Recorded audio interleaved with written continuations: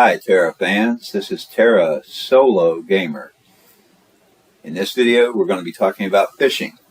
Now I'm adding this short little clip to the front because by the time I got done with the entire fishing video it's much longer than I had planned, and even by the time I cut down a bunch of the fishing sequences and do some skip forwards it's still going to be really long. So for those of you who are only here because you've already got your rod, you've already got your bait, and the problem you're having is you don't understand the fishing interface itself and how to actually land a fish, I'm going to go ahead and do that piece right now to show you that. And when we get done with that, if that's all you needed, you can stop watching or you can continue watching, or I'm going to have the video segmented, so if you want to skip ahead to a particular fishing quest or a particular fishing feat that I cover in this video, including cleaning Highwatch Pond, then you can skip ahead to that segment instead of having to watch the whole video. Now, I have a rod, I have bait, I'm assuming you have that. You can see that I need to push my A button to cast. So I'm going to go ahead and hold it, do a long cast. It really doesn't matter. The fish you catch is going to be based on the level of rod that you have and the type of bait that you are using. Once it tells me I've got a bite, I have to tap that A button 2 or 3 times to hook it. If you just mash that A button and hold it, the fish isn't going to move. So I need to tap the A button 2 or 3 times. And if you're on PlayStation, it'll be whatever button it tells you. But I know for the Xbox, I need my A button. But like I said, I have to tap it at least 2 or 3 times. Tap, tap, tap. Oh my God, I got a bath already. A bath is a big butt fish. B-A-F. Hold on. I'm keeping the fish in the box because I have to get that box and my fish all the way to the right to land the fish. There we go. We just caught a giant blue. That's a bath. And whenever you catch a bath or a big butt fish, BAF, you also get a pulsating essence and some tokens. Now let's cast again. I'll just do a mid cast, a short cast. It really doesn't matter. Short, long. I've never been able to tell any difference in which fish I'm catching depending on the casting distance. It goes by the level of your rod and the type of bait you're using. And again, once I hook this thing, or once it tells me I've got a bite, I have to tap the A button at least 2 or 3 times to hook it before it'll start moving across the screen once it shows up. I know that confused me at first. Okay, we got the white box there and my fish. Now I'm doing a combination of holding in my A button to move faster and then tapping it to move slower to get to the right. Now if I let go of the A button, I'm going to drift to the left real quick. You see the white bar at the bottom that's moving to the left. I'm not going to catch this fish. See the white bar moving down to the left. That is my time that I have left to reel it over to the right.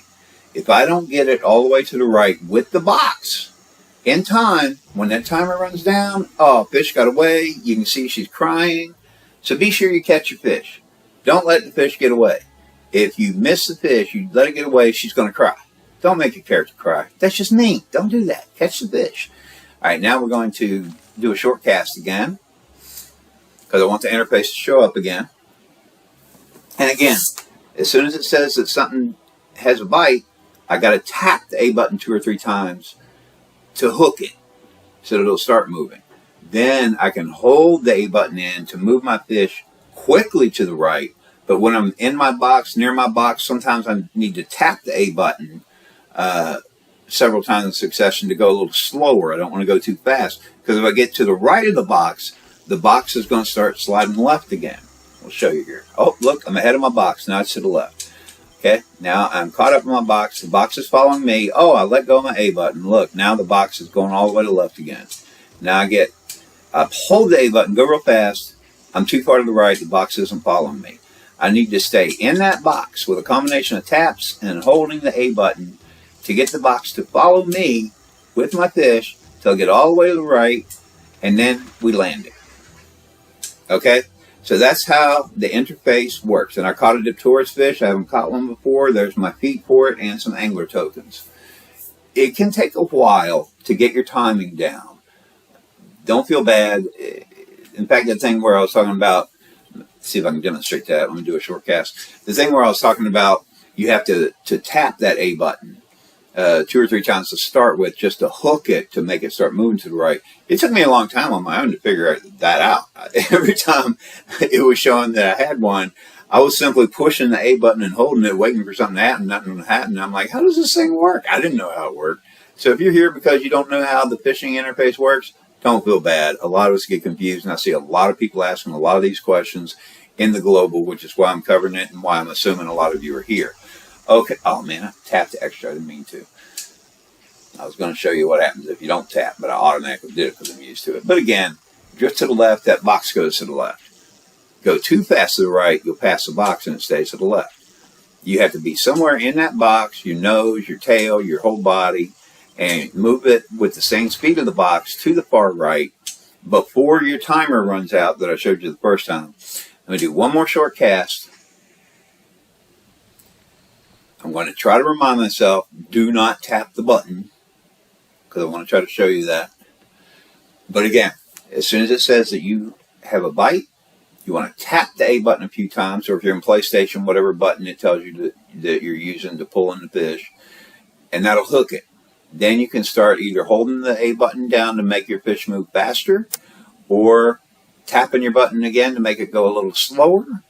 And you're going to have to do a combination. I tapped it again. Never mind. You get the idea. Tap it a few times at first to hook it. If you hold the A button in, you'll go real fast like this. If you let go of the A button, you'll go back to the left. And then you start doing a combination of taps and holds to try to keep up with that box. Try to drag it with you.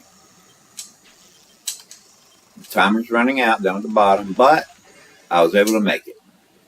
There you go. And I got 10 more angler tokens for that there. So, if you came here just to see how to do the fishing interface so you can actually reel in a fish, that's how it works. And you actually got to accidentally see a bath, which I hadn't planned on. You saw how much tinier that box was for the bath. It's a lot harder to reel in than a regular fish. And you saw the size of, I'm using a higher level rod at the moment. When you first start, you're going to have a much, much bigger box for level 0 and level 1 fish. Your fishing rod's going to be level 1 to start with, and then you'll go to level 2. You'll see that later in the quests. You'll have a much bigger box. It'll be a lot easier to reel it in. I highly recommend that you practice on those lower level fish first till you start getting that timing down before you start upgrading your rod, start going for higher level fish. That first, I don't even know how many baths I hooked before I finally was able to reel one in, because they're a lot harder than regular fish. You saw how much tinier that box was that you had to try to keep up with you.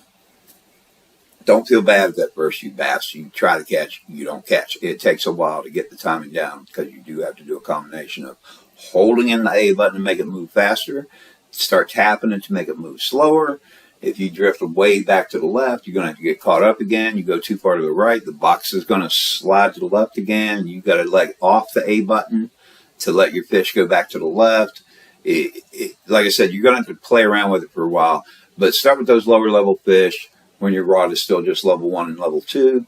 You'll have a bigger box. It'll be easier. Don't ever forget, tap that A button 2 or 3 times when you first get that bite so you can hook it, and then you can start doing your combinations. All right, so now I'm going to go ahead and go into the regular full-length video. Again, if this is all you needed to see, you can stop watching.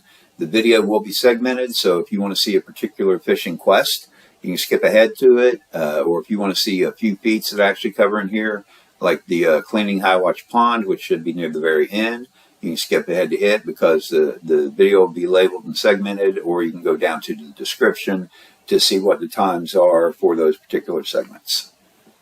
And for today's video, I'm going to be using my Archer because back when they started the fishing thing, I was still working on getting my top 13 characters, whatever you can build, so I could have one of each class. I did not have her available at the time, so she does not have the feats. Most of my other top characters do have a lot of the fishing feats already done, so I wanted to be able to show you the feats popping up and everything. As you can see, she's only got a grand total of 127 hours of playtime even in the game, so she's one of my newest characters.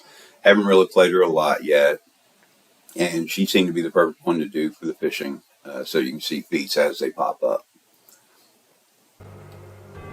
And again, this is my archer who has very little playtime in the game because she is one of my newest characters. And as I said, she only has a few hours in the game, which was all spent just getting her to level 65, doing the Apex quests, getting her shiny gold Alpha Go title, that sort of thing. So under character and feats, go down to extracurricular activities, and you can see fishing has its own little section. So it's easy to find if you're going for feats. And if you don't know what feats are, they're basically kind of like what do you call those things?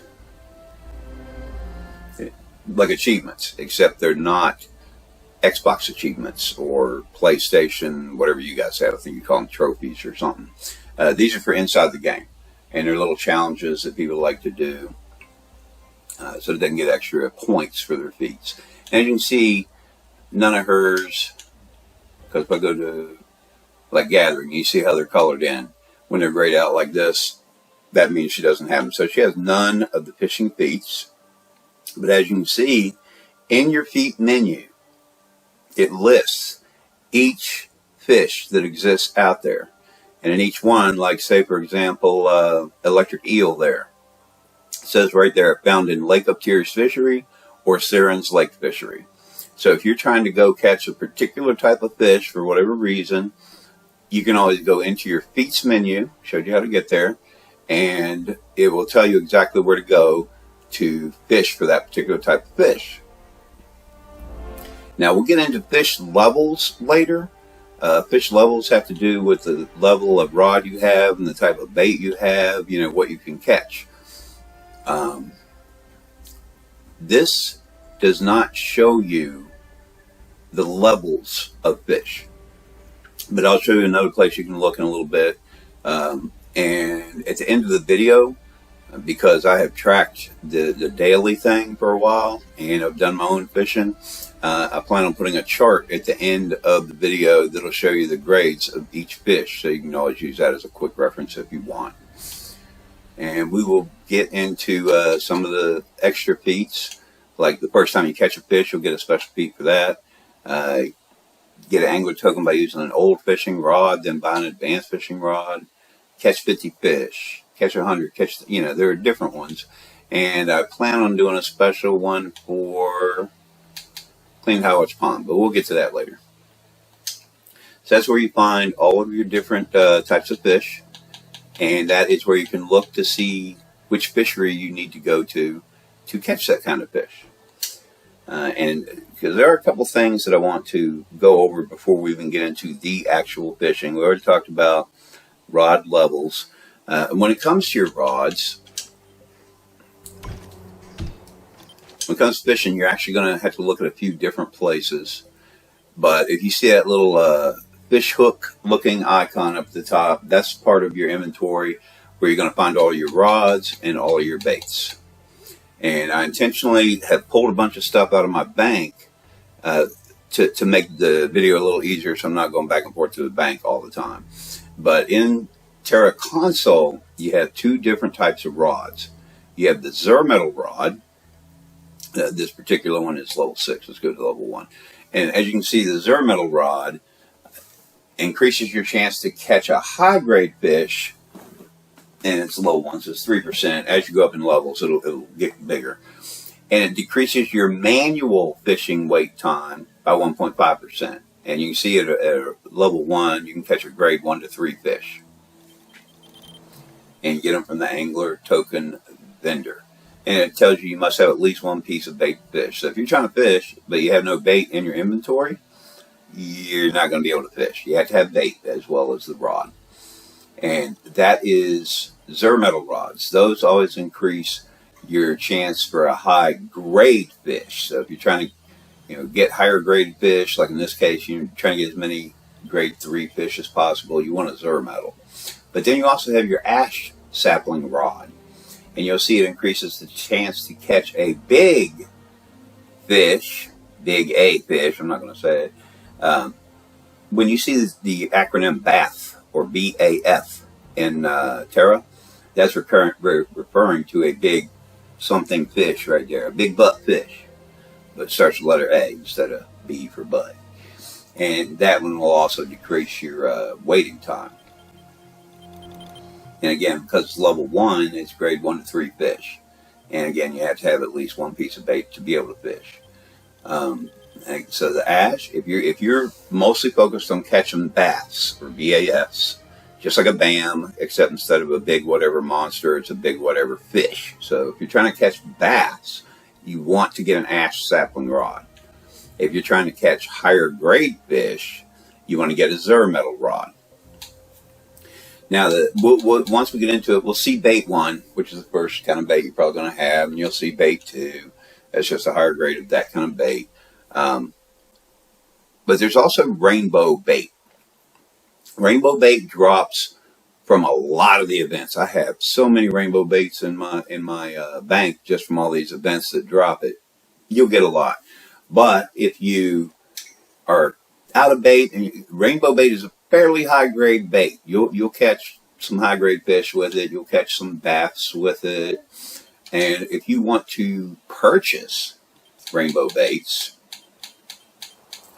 they're actually in the Tera store. I'm in the Tera store right now. Yep, consumables right there. So if you run out of bait and you're willing to pay real world money to get some more bait, spend some Tera coins in the Tera store, and you can buy them right there. And again, those are the features of the rainbow bait. It increases your chance for a high grade fish by 80%. And increases the chance to catch a bass by 10%. So again, this is a pretty high grade bait. It'll do you really well in the game for either high grade fish or bass. Now, the popo bait, I have a whole bunch of those just because they drop a lot in some of the events, and actually the past few Battle Pass seasons. During a Battle Pass season, you'll normally get some extra popo bait. That's where I've gotten most of these. I've mostly gotten them from the Battle Pass seasons. And you see with the popo bait, it'll increase your chance for a high grade fish by 80%. And it'll increase your chance for a bass by 25%, which is a pretty significant increase. And then you also have potpourri bait. Again, same thing. I've been getting a lot of those just from the Battle Pass drops. And sometimes it'll drop from other events in the game. So these are very special baits. You can't buy them from the store. But they drop a lot from certain events. And again, especially from Battle Pass. And with the potpourri, you can increase chance for a high grade fish by 80%, which is the same as the rainbow bait. But it also increases your chance for a bass by 30%. So if you're looking to catch some bass, BAS, you want to get that percentage up. Potpourri, 30% extra. Popo, 25% extra. Rainbow, 10% extra. And again, the rainbow bait you can actually purchase from the store at any time. Popo and potpourri drop from a lot of different events, and especially from the Battle Pass events. I think that was all I wanted to cover in there. Now, there are certain things that will give you additional buffs or bonuses when you're trying to fish. And that was the fish hook. That's where you get your rod and your bait. Right there is fish. We'll go into that one that looks like a fish. We'll get to that one later. And most of your buffs or bonuses you're going to find under the beaker looking thing right there at the top. It's highlighted. There's one in particular. Fish salad. Now, fish salad, you can buy it from the trade broker. Other people are selling it. But it's also under your crafting menu in cooking. And we will get to that because actually cooking basically starts out through the fishing quests and stuff. So if you want to learn how to cook, you're going to need to talk to the fishing people. That's where you get your recipes and stuff. So the two are tied together, crafting for cooking and fishing. You want to learn how to craft some cooking items under your crafting menu, go to the fishing people. And it tells you there what it takes to make one. But the effect of it is it reduces your manual fishing wait time by 20%.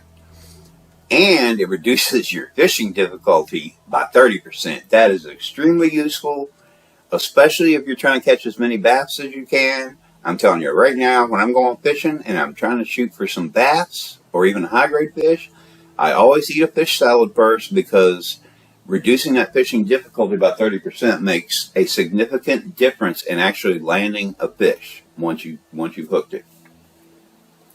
And also, because it reduces your manual fishing wait time, you catch more fish more frequently, because it doesn't sit there and wait as long while you're manually fishing. Now, there's a couple buffs we'll get to that'll also decrease your auto fishing wait time, but for this one, it's manual, and that's a big distinction whenever you're looking at buffs, which one you want to use. Are you going to be standing there fishing manually, or are you going to put it on auto fish and walk away? Be sure you know which buff is which. It'll tell you, but be sure you pay attention to that, because if you're getting ready to set it to auto fish and walk away, taking a fish salad isn't going to matter, because auto fish difficulty doesn't make a difference.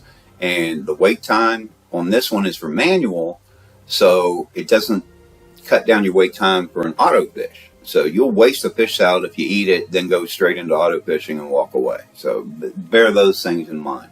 And it lasts for 30 minutes once you start it up, and you do it. You get it by cooking, or again, you can go to the trade broker and buy one. Now, we also have some buffs I want to show you here under the box. We'll start with the 10-minute. This is Clover's Luck. If you've been playing Terra, you have, I'm sure, at least seen it pop up top of the screen at least once. This, they all do the same thing, I think. Yep. I have a 10-minute, which dropped from one of the recent events. I don't remember which. In fact, I think I had multiples, but used some of them. The 30-minute one also dropped from certain events recently. You know, those were free, these two, from events. And I don't remember what event it was, but I think I might have gotten 2 or 3 of those for 30 minutes. But I think I got several for 10 minutes, but I've been using them. But I intentionally saved at least one of each. And each of these decreases manual fishing wait time by 20%, and it increases your chance to catch a bass by 4%. The big thing with the Clover Luck, though, is you are providing a buff to everyone on the server. You're not the only one getting the buff. You're actually providing a buff to everyone on the server. So, actually, whenever you activate one, a message splashes across the screen for everyone on that server, telling them that so-and-so has activated Clover's Luck for this many minutes. Let's see if one's active. Okay, none are active right now. And as a matter of fact, just so you can see it, I'm going to pop it and watch the top of the screen. Now it's going to ask me for confirmation. Angel.Archer gave you a server buff, Clover's Luck, for 10 minutes. And now you see the clover at the top of the screen. If you see that clover at the top of the screen, someone has activated one, and it tells you how much time is left on it. And a lot of time, I don't like showing the chat when I'm doing a video, because so many people put so many stupid things. In fact, even when I'm playing, I usually switch the chat to where I can't see global, because it's just annoying. Got a bunch of kids out there saying stupid stuff. I don't even like it. But usually what'll happen, if you have global chat open, you'll activate that buff. A few people usually say thank you or whatever. So it's always polite to go back and say you're welcome. I'll usually wait until several people have said thank you, and then I'll be like, you're welcome, everyone, instead of trying to reply to each one at a time. But again, that message that I showed you goes to everyone on the server. So be aware of that. If you use any of these Clover Lucks, the entire server is going to see it. Everyone on the server is going to have that clover up at the top of their screen that currently has 8 minutes left on it, and they all receive the benefits of that buff. So you're actually helping everyone out, not just yourself. Now, the big thing to remember with Clover's Luck, it says caution, the Clover's Luck effect does not stack. Using the item again will only refresh the duration. So if you pop a Clover's Luck, and it says there's 59 minutes left, you pop another Clover's Luck, well, you wasted one, because they don't stack. The next one's only going to say 59 or 60 minutes or whatever, you know. And say you go you have the 1 hour Clover's Luck currently active, and you go ahead and pop another one when that one says 20 minutes on it, 20 minutes remaining. Well, now it's still just going to say 1 hour remaining, or 59 minutes. It starts whatever for the one you just popped, because they don't stack. So bear in mind, if you're going to use a Clover's Luck, look at the top of the screen and be sure there's not one active already. Because there is, if it's down to the last minute, it's counting down the seconds, fine. Pop your Clover's Luck, no biggie. But if you, like right now, if that wasn't me who popped it, and there's one sitting up there that says 59 minutes, I'm already getting the buff because everyone on the server is getting the buff. What does that say, 59? Someone else must have popped one. What the heck? Because I just used a 10-minute one. I don't know why. Someone may have popped it right after me, which just wasted my time, because, like, you can see right there, 59 minutes. Okay?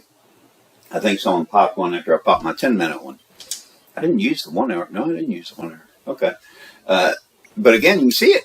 I popped a 10-minute one just a couple minutes ago. Now there's one that's got 58 minutes. I think someone else popped one and I wasn't paying attention to see the thing, which simply wiped out the remaining time of my 10 minutes. And the 1 hour one they're using only has the 1 hour. Again, they don't stack. You know, it's not like I popped one for 10, they popped one for an hour, and now we've got an hour and 10 minutes worth of buff. No, they don't stack. Always remember that. Check and be sure there's not one active at the top. I've seen so many people, it'll say so-and-so applied, 1 hour, you know, Clover's Luck. And a few seconds later, so-and-so applied, 1 hour Clover's Luck. It's the same person. A few seconds later, so-and-so applied. Well, you know, and they just wasted two of them. Because the Clover's Luck does not stack. So if one is currently in effect, do not waste yours by putting it into effect. Again, unless you're down to like a minute or two left on the one on the screen and you want to get to fishing. Okay, fine, you haven't wasted that much. But be aware you're going to waste, if you buy 3 of them at once and you go and use them all at the same time, you just wasted 2. Because they don't stack. The only thing that's in effect is whatever the last one was that someone used. Whoops, I didn't mean to hit that button. Now, when it comes to Clover's Luck, as I said, a couple of them, the 10-minute and the 30-minute, were actually free drops that I'd received from some sort of events, and I actually had a few more than that before, but I've used some of them. So sometimes in the game you will get free ones available. Now, if you want to buy them, as far as I know, in the Tera store, there's only one way to buy them, but you had to purchase an entire, you see at the top there, Sarumanin. I talked about him in my introductory video for YouTube, and every single one of my videos has a link to Sarumanin's website down at the bottom of it for those of you who are more advanced. You know, you're not looking for little beginner stuff like I try to present to people to help them out. If you go down in the Tera store, which is where we are, to special package, they actually have Sarumanin's Lucky Package, because he is a YouTuber, but he is an official partner with Bluehole Studios, who produces this game of Tera. And they actually created this package a while back.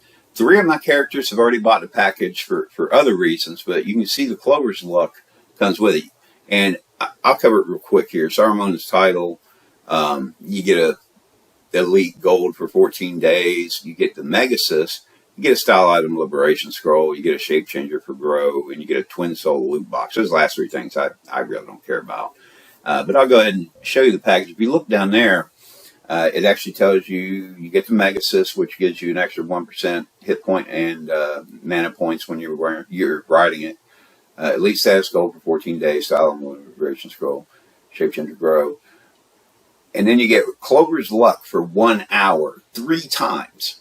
So when you buy Sarumanin's package, excuse me, you actually get 3 1-hour Clover's Lucks, which is why I was warning you, if there's a Clover's Luck in effect on the server, do not pop another one until it's gone, because you will waste one.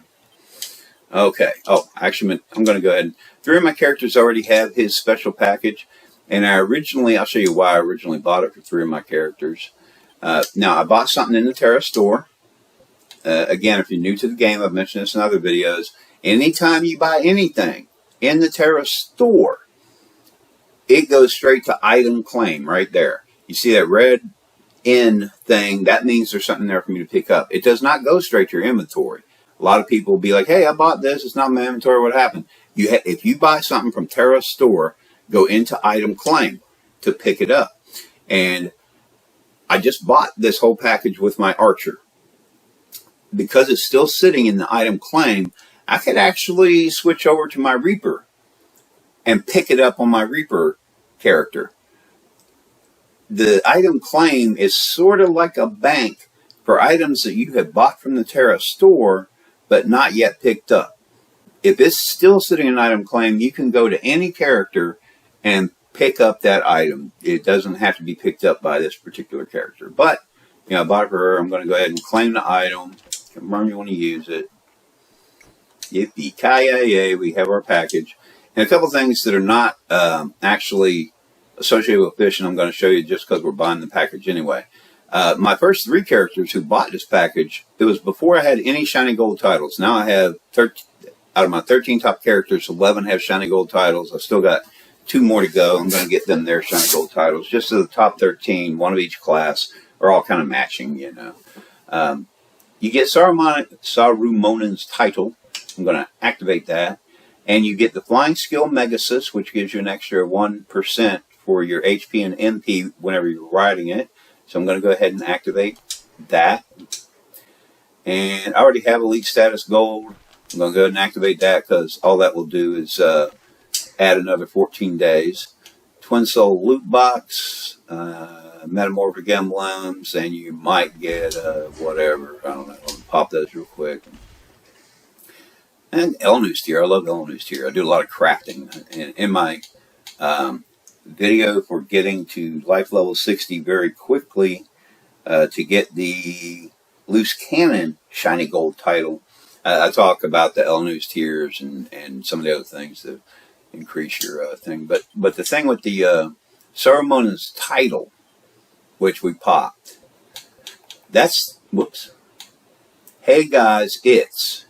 This one, that title that we just bought as part of that package, increases your crafting speed by 10%. I still need to do a crafting video. When I do it, I'll probably go over this title again at that point. But I'm going to go ahead and put it in use for just a moment, just to show you.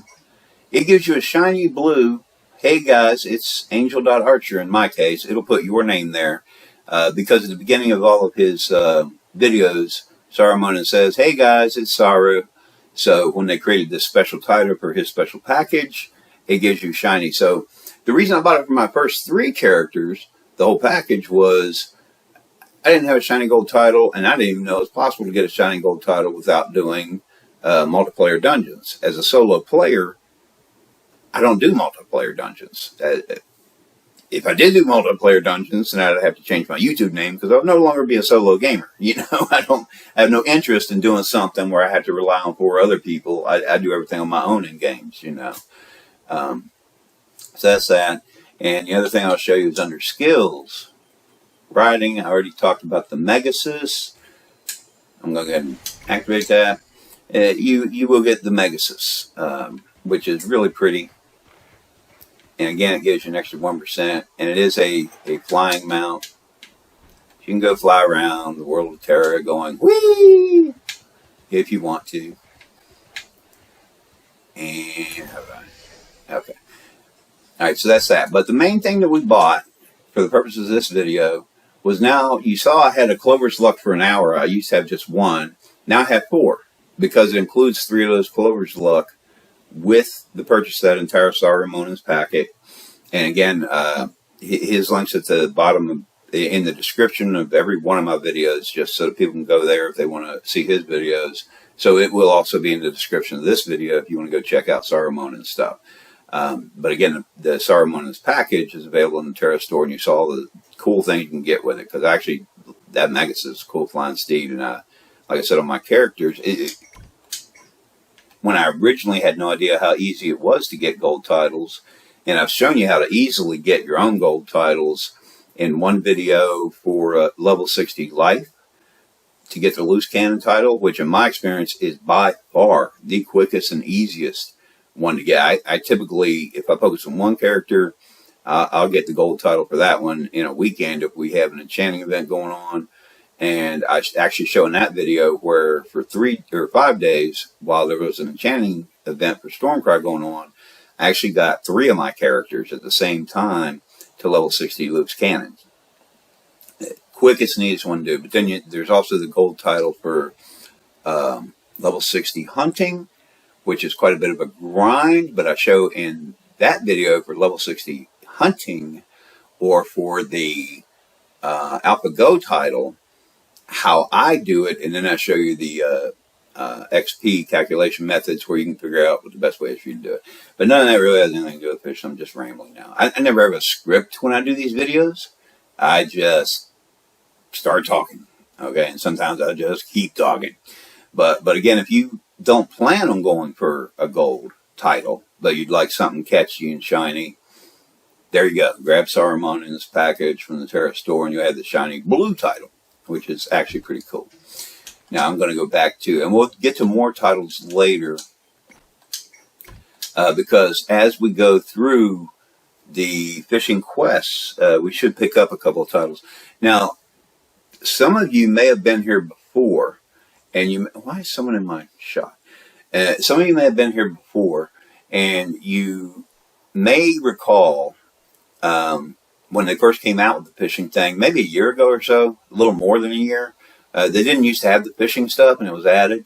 Originally, they put the starting thing for the fishing quests in Crescentia, which is one of the very first places you go to when you first start out a character. Very, very low level. Your character's not yet a very high level. You know, you might be, by the time you get done with Bash and a Loke, you might be level 20-something. And what would happen is people would go start the fishing quests, because especially since the fishing quest at that time was a redline main quest, which I personally enjoyed because it helped me keep track and it made sure you went to all 6 of the fishing spots. Well, as it turns out, a whole lot of very low-level people saw this red fishing quest in Crescentia. They're just starting the game, so they start going through and doing the fishing quests. They find themselves in areas with level 50-something monsters, and they're like, oh, let me go beat up on that monster there, and they get squashed real quick, you know. So a lot of people were complaining, they were getting really confused, it was throwing them off from which red line quests they should be doing. So what Blue Hole Studios did was they moved the fishing guys into Highwatch, which you typically get to once you're in level 60-something. Okay, so if you used to play and you haven't played for a while and you want to go fishing, you go look for the fishing teleport guy in Crescentia, you're not going to find him. Now he's in Highwatch. Go to Highwatch to find him. And I personally recommend that you go ahead and do your quests and whatever and get your level 265 before you even do your fishing. Now, of course, if you are leveling up, you're taking your time, you're taking a few weeks because you've never played before, and you're going through all your mainline quests and your side quests, like I did with my first probably at least 2 or 3 characters, and then after that I was like, okay, I get the quests, I'm going to start speed leveling. So my other characters after that I would speed level.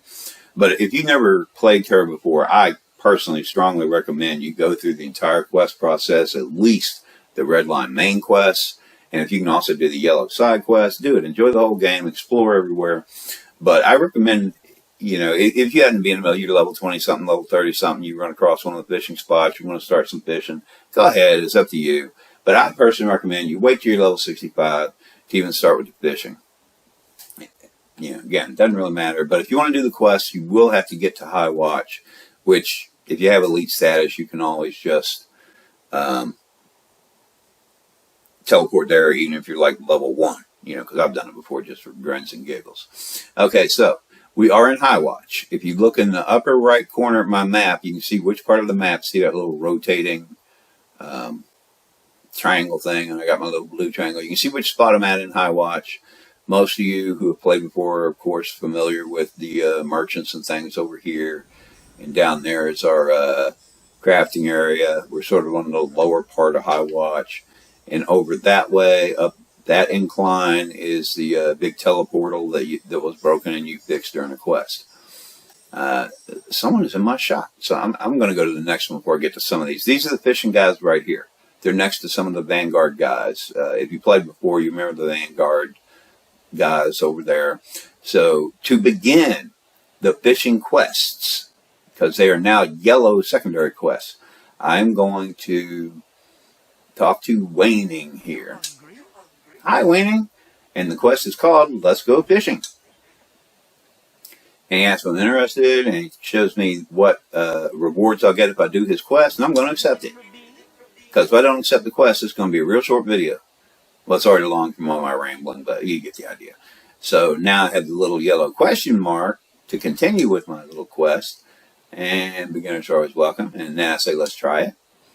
Now he explains here, you can only fish in particular spots, but Arun and Shara provide many opportunities for patient anglers. Let me know when you're ready to start. And for those of you who are not familiar, Arun, or Arun, however you pronounce it, I think it's Arun, in the Tera map, there is two major continents. The one on the right is Arun, the one on the left is Shara. Alright, and with clear comment, Murikai Fishery is beloved by beginners. Are you ready to go? Let's go. So we're going to start at Murikai Fishery. And yeah, I'll give my regards, whatever.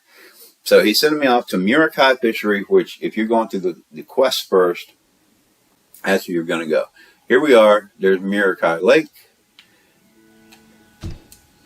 And if you have elite status, well, I'm going to grab this just because it's ready. If you have elite status, you can actually always fast travel because it's actually down below Lumbertown, and then you can take a local teleportal to get there. But we'll get to the teleport scrolls in a second. Alright, so there is Murikai Lake right there. And there we go. You can see your yellow quest marker right there to continue it. We're doing the quest right now, so be sure you're clicking on the quest part, not just the fishing part. And go to Fishery. Try to catch a crayfish. If you run out of bait, you can always buy them from the fishing supplies. Claim the reward. You can't hold another bait one. That's okay. I've already got so many bait ones, you can only hold so many. But, whoops. Why is it still...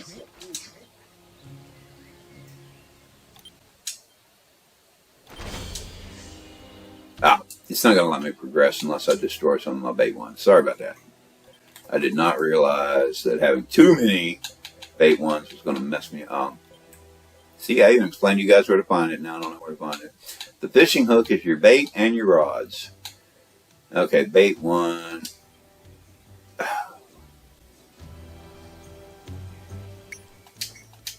don't think I have a regular merchant handy to sell one. Does he sit? I don't think I can sell to him. Oh, I can sell to him. Okay. Bait one. I mean, 10 silver each is 10 silver each, you know. I don't know it's going to be too many, so... Oh, done it backwards. I'm going to sell them 26, which means I will only have 10 on hand. Are you wounded? And I intentionally... Claim reward. That worked. Okay, now you see it. You see the old fishing rod on the right bottom corner. I got 10 bait ones, and I got 5 Highwatch teleport scrolls, in case I want to go back to Highwatch. So now we have, and again I was cheating by pulling all my stuff out of the bank, but what he just gave me is this old fishing rod. If this is your first time and you haven't pulled rods out of the bank, all you will see in there is an old fishing rod and a few bait ones.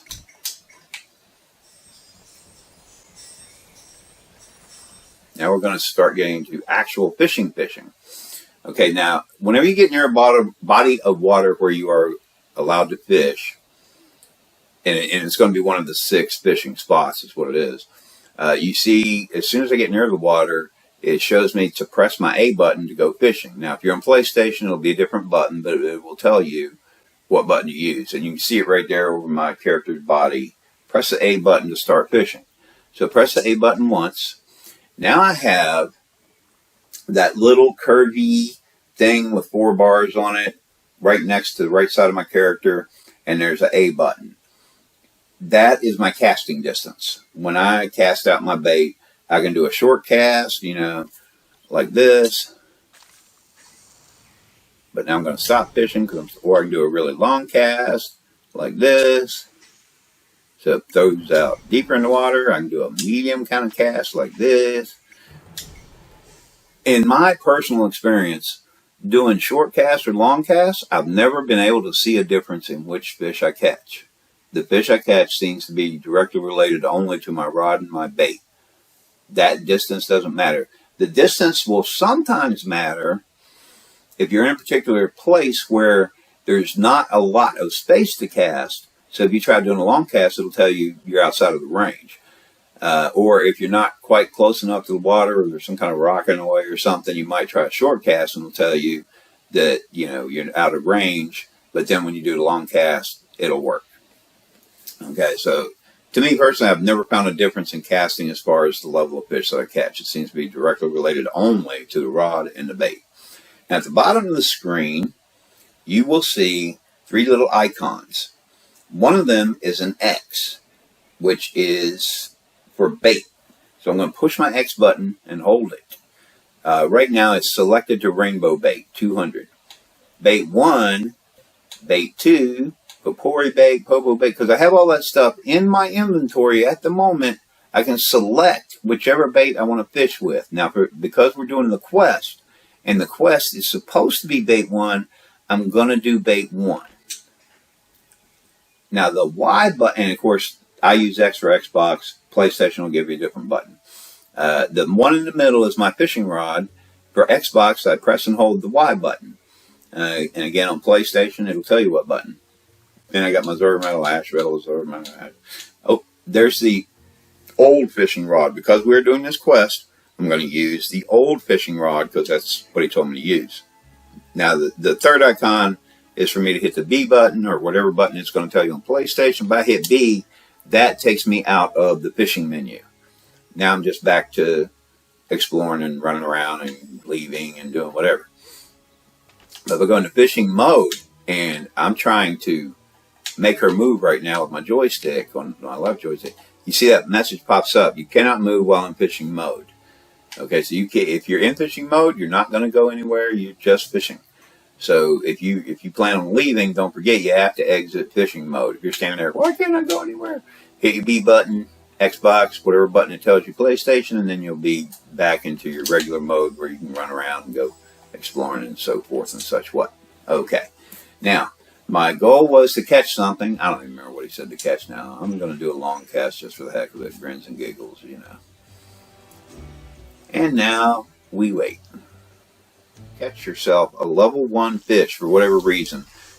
You can't use a level 7, rod to do it with because you're not going to. There we go. We got our crayfish.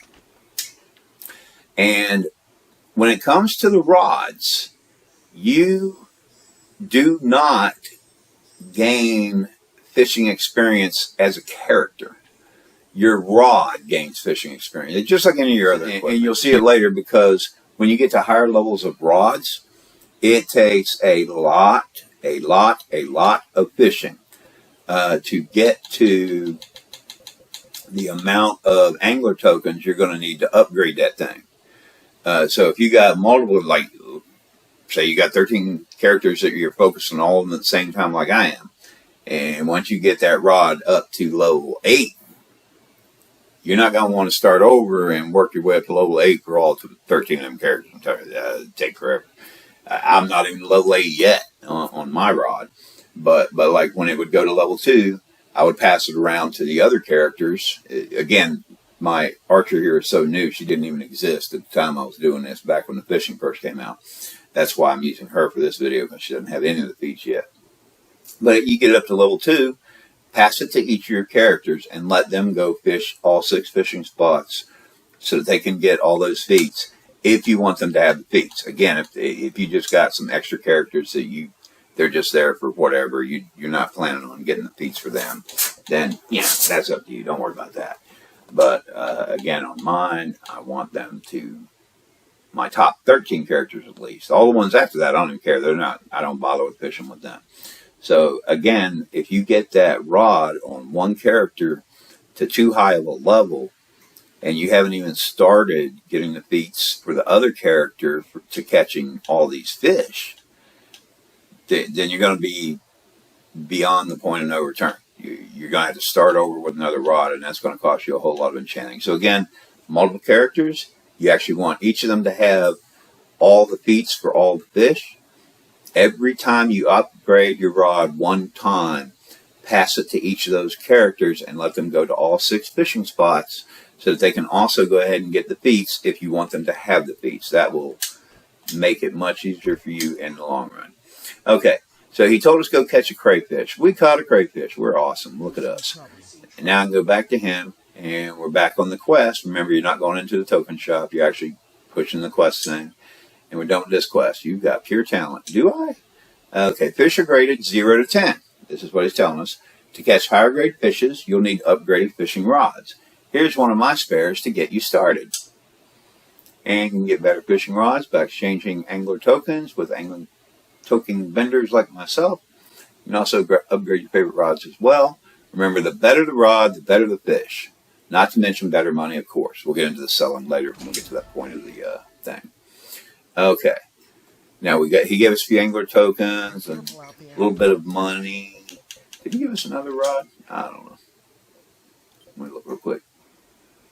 Blah, blah, blah. Yeah, he said, here's your rod. I don't know what he's talking about because I don't have an extra. I've still got the ones that I had before, but that's okay. Okay, now the next part of the quest is let's cook. Now, also, at the end of the video, again, I'm going to try to set up a little spreadsheet that will show you what the grade is of each of the fish. And you can actually learn this. I'll wait till I get to that part. Never mind. So next part of the quest, let's cook some fish. Now you learn basic fishing, ready to use fish to cook some interesting dishes. My friends in Cutthroat Harbor will give you the details. Yeah, let's go ahead and do that. Now I had to press it again for the quest, and then he asked if I'm ready to travel. Yeah, let's go. Whee! And I'll give your regards to whoever there, whatever. Okay, now we're going to head to Cutthroat Harbor for the next part of the quest. And as I mentioned earlier in the video, there's our fishing people. Some of them are there. A couple of our fishing people over here. We haven't gotten to them yet, so. You want the guy, of course, with the yellow quest question mark. As I mentioned before, fishing and cooking are kind of tied together. And you learn how to cook through the fishing quest. So if you're wanting to learn how to cook, do the fishing quest. All right, let's cook some fish. That's our quest. Welcome, friend. I haven't seen you around. Use the fish fry recipe to prepare a fish fry from the Cooking Battle Dishes menu. I'll give it my best. Okay, now here's you explaining. If you need more fish fillets, just dismantle any fish in your inventory. You use up the fish, but you can always catch more. You can buy other ingredients you need from a fishing supplies merchant. If you're short on time, you can also buy a fish fry from the trade broker. So there you go. You know, if you want to buy a fish fry, you can go to the trade broker and buy it. You can't buy fish fillets through the trade broker. They're non-tradable. If you want to get fish fillets for cooking or doing whatever, we'll get to the crates later as well. You got to go fishing. Can't get the fish fillets. But a prepared fish fry, I could actually buy from the trade broker if I needed it. Use fish fry. There we go. This time it gave me the recipe for the fish fry, and it gave me 10 fish fillets. So we have a recipe for a fish fry. Anytime you get a recipe or a design or whatever, you're going to have to go find it in your inventory. In the case of the fishy things, your recipes are under that box-looking thing. It looks like a gift box up there or something. So to learn it, just like with any recipe, we're going to have to select it in here. And I learned how to make a fish fry. Now, to actually make the fish fry, we have to go into crafting. Now, as I have mentioned, cooking is under your crafting. And you have to learn the cooking from the fishing people. All right? You don't necessarily have to do the quest part, but it makes it easier as far as I'm concerned, because you get some of these recipes for free and whatever. You don't have to waste tokens and whatever. All right, so this is a fish fry. To make a fish fry, I need 40 fish fillets. I need 25 bay salts. I need 30 grapeseed oils. I have all these items because I pulled them out of my bank just to save time. But to show you, if you go to the fishing supplies person, and all these same fishing people are at every fishing spot, so you'll be able to get to this. from this person is where you can buy certain cooking ingredients. I think bay salt was one of them. If I didn't already have bay salt in my bank, which I pulled out, I would actually buy them from her. They're 2 gold, 14 silver a piece. And olive oil, was it olive oil? Grapeseed oil? One of these oils. You get your oils here. This is where you go to get your cooking ingredients. If it's not a fish fillet or something like that. Okay. Look for your person that says fishing supplies. And when you're in here, this is also where you can buy fishery teleport scrolls. So if you haven't learned yet where you can take a Pegasus, or if you have a leap, you can fast travel and then either take a local teleportal, or like in the case of Cutthroat Harbor here, don't even need a teleportal, don't need to go anywhere. It actually lands you right on the beach and you just run up a little bit and they're right there. I think this is why Cutthroat Harbor is usually so popular and a lot of people fish here, just because it's real easy to get to. As soon as you either fast travel as a lead or you take a Pegasus or whatever to Cutthroat Harbor, you're right there on the beach and you just run up a little bit and start fishing. But this, if you ever do need to teleport from one to the other, this is where you also buy your teleport scrolls if you want to use one of those to get there. Okay, so we covered where to get your cooking ingredients. And the other thing I am going to do is oh, wait a minute. Do I still have my fish? Because you notice we needed fish fillets. This is very important. Okay. I still have 2 stone Moroccos here. They're not going to give me much, but that's okay because I already have a lot. Whenever you've been fishing, your fish are going to show up under the icon up there that shows fish. And you see at the bottom down there on the screen, if you click in your left joystick, you can dismantle them. This is just like dismantling gear when you're leveling up and you're getting those, whatever they're called, those little enchanting materials. With fish, now this sometimes happens when I click on it. There's nothing there when I'm in the dismantling thing, and you see those funky eyeball icons all across the top. I just tap either my left or right button, and it gets me out of that and puts me where I belong. Now I've got to be sure I'm back on my fish. So now I can go ahead and dismantle my fish, and I select the ones that I'm going to dismantle. I'm selecting these 2. And down at the bottom it tells me, click the Y button to dismantle them. Of course, PlayStation will tell you what button, and then it's going to ask me to verify, do you really want to do it? Yes, I do. And that gave me 4 fish fillets. That is where you get fish fillets. You fish, you have fish in your inventory, and then you use the dismantle all thing down at the bottom there. If those eyeballs show up, just go to where you are. Now I'm out of fish, but that's where you get your fish fillets. When you see a fish fillet in a recipe, you have to fish. When the fish is in your inventory, you dismantle it. And ta-da, there you go. Okay, so I'm supposed to be making a fish fry. And anytime you're cooking, it's crafting. I'm already in the cooking menu there. Battle dishes, fish fry. I only need one, so I'm just going to make one. I had already gotten a bunch of materials beforehand to save time. All right, task for let's cook some fish complete. And you can see my fish fry down at the bottom right corner just popped up. I made one. I crafted. I'm awesome. Now he's got the little yellow asterisk above his head instead of question marks, saying that I'm done with it. Quick and easy recipe that fetches a good price at trade broker. Yes, most of these battle dishes you can sell in the trade broker, and some people swear by the money they make from fishing and from cooking and selling stuff through the trade broker. And we'll also get to the selling to the fishmongers and stuff. That's a little later here. Okay, you can also get other cooking recipes at a fishing supplies merchant. All right, now he's talking about let's sell some fish. Go to Lake of Tears Fishery and you'll learn how. So yes, I'll accept it. But again, it takes me back here. And it's still at the question mark for the quest, let's sell some fish. I'm going to go back in again. And now he asks me, are you ready to go? So don't get confused. The first time you say, yep, I'm ready, they're not actually going to teleport you. You're going to make you go back into the quest again and say again, yeah, I'm still really ready. Really. I'm really meant it the first time. I'm ready. So now we're going to go to Lake of Tears Fishery. And you got all these fishing guys over here next to the Lake of Tears. And one of them has the yellow question mark over her head, so we know that's where we need to go because she's my angler token vendor. Let's sell some fish. Alright, not just about earning money, it's about earning a whole bunch of money doing something we love. Sooner or later, everyone will appreciate the Fishing Association for what we do. Now, again, a lot of people swear by making a lot of money by selling fish, so we'll see here.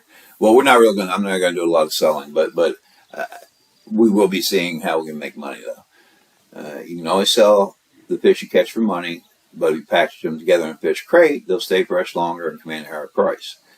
Get the basic design from me in exchange for some tokens, so let's get you started on the path to fortune and glory through fishing. Sure thing. Alright, so she's saying, craft and deliver, okay. She's saying buy a fish crate design from me. So to buy from her, I have to go into her token shop. This is not one of those things where I have to go back. Now she, the angler token vendor, sells fishing rods and special baits. Each of the baits you can see on the right tells you what the bonus is.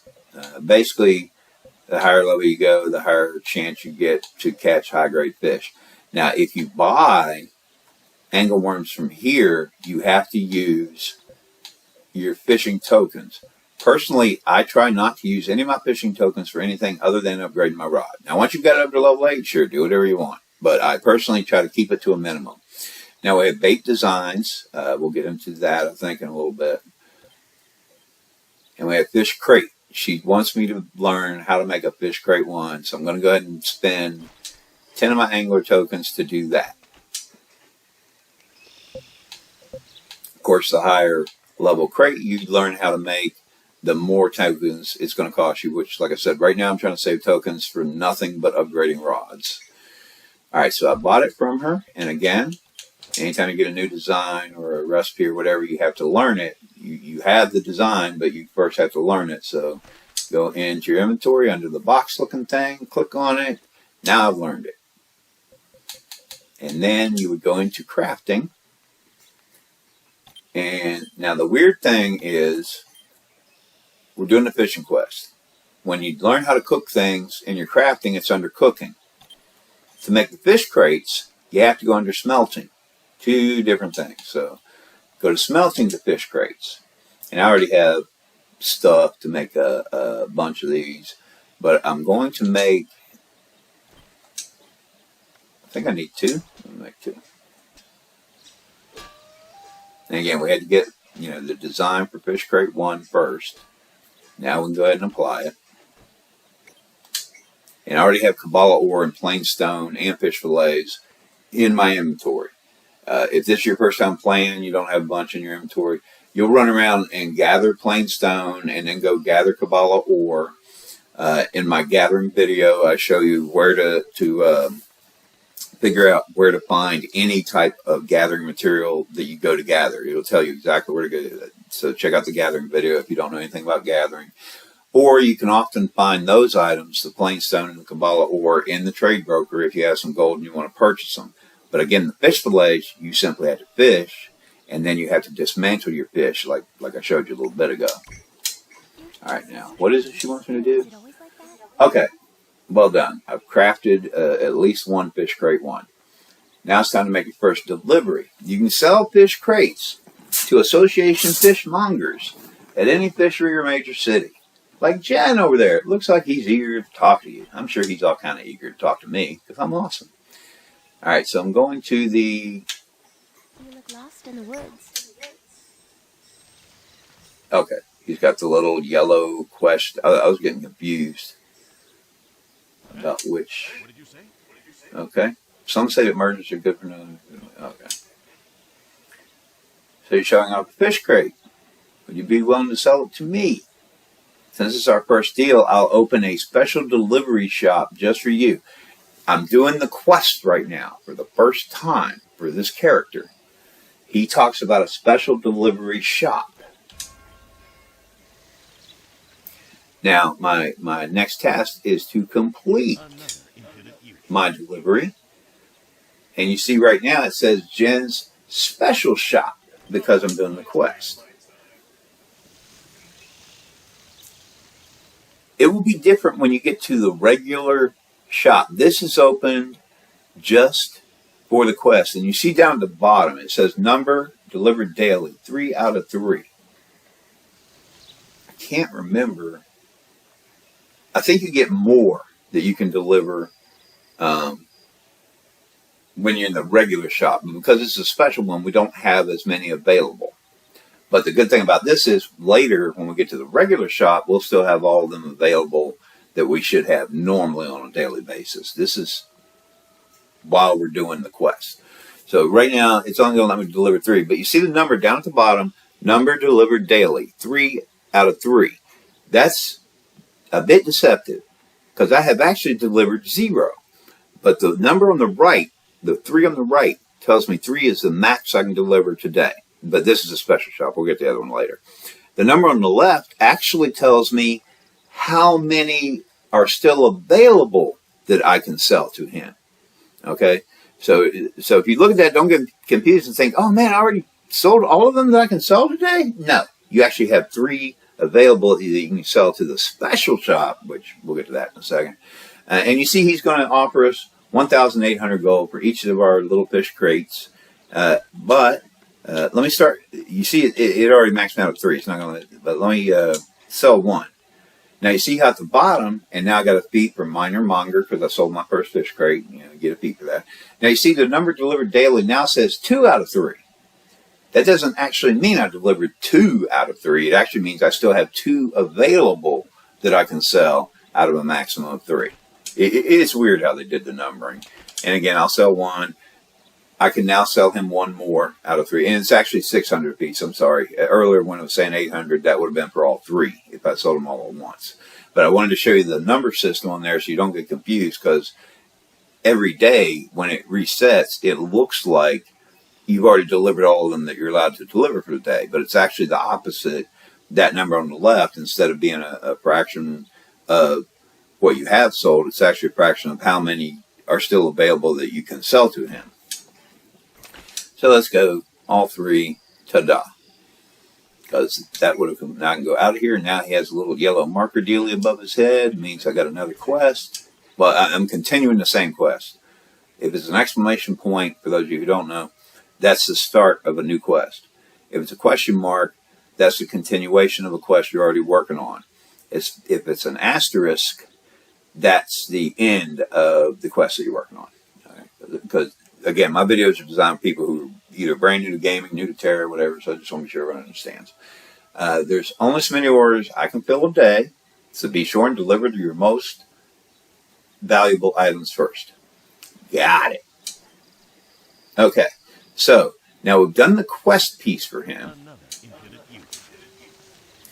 Now every day you can typically go in and see, that's what's confusing me. Because this guy's the fishmonger. This is the resource manager. Okay, we sold a crate to the fishmonger. You normally, that's why I was like, wait, what? Normally the resource manager is the one who buys the crates. I think they had me sell to the fishmonger just because may it conflicted somehow. I don't know. But you see the fish crates down at the bottom. Because we did that separately as a quest, my normal amount that I can deliver daily is 4. And right now, there are 4 still available that I can sell to them. I have elite gold. I think I've read before that I actually get to sell an extra crate or 2 because I have elite status. I don't know. So, but look down at the bottom. It'll tell you how many you are actually allowed to sell per day. And this is just crate 1s. I'll go ahead and sell all 4 at once. And now you can see number delivered daily, 0 out of 4. That means I can't sell them anymore today. I'm going to have to wait until after the server resets tomorrow morning. Okay, and again, that fraction down there is confusing until you get used to it, because it doesn't tell you how many you have sold. It tells you how many you still have available that you can sell that day. And again, I have seen a lot of players swear by crafting these fish crates and selling them for a lot of money. You know, they make good gold in the game. This is only fish crate 1. I mean, when you get to some of those other ones that I showed you before, where you buy the designs for them, those sell for a whole lot more. And after we've done some fishing, we'll get back to the Fishmonger. But again, fish crates that you design and create, you sell to the resource manager. Boom. Make you some money. Alright, now, we're going to finish up this particular quest line, because she has that little yellow asterisk. Did you have a nice talk with Jen? You probably noticed that the higher level fish crates command higher prices. As your skills in fishing and crafting increase, you'll want to learn to make all of them. And again, I personally am saving up tokens for upgrading my rods. But, you know, you do it however you want to do it. If you want to go and get to some high-level fish crates to make a bunch of money quicker, cool. All right, now we finished that quest. Now we begin the quest, Way of the Angler. Because we're awesome, we're going to do another quest. If you're wondering what you should do with all the angler tokens you've been collecting, think about upgrading your fishing rod. Okay, this is where we get to the part where we're actually going to upgrade the fishing rod. Not only will it look better, but you'll be catching better fish in no time. As I've mentioned before, higher level rod, higher grade fish. If you're interested in learning more, I'll send you to my friends at the Vexatus Swamp Fishery. Okay. And again, with these fishing quests, I already told her, yeah, I'll do that. And it takes me back to this menu. I'm going to have to click again on the yellow question mark quest thing. Are you ready to go? Yep, I'm still ready to go. And I'll give you regards to so-and-so when I get there.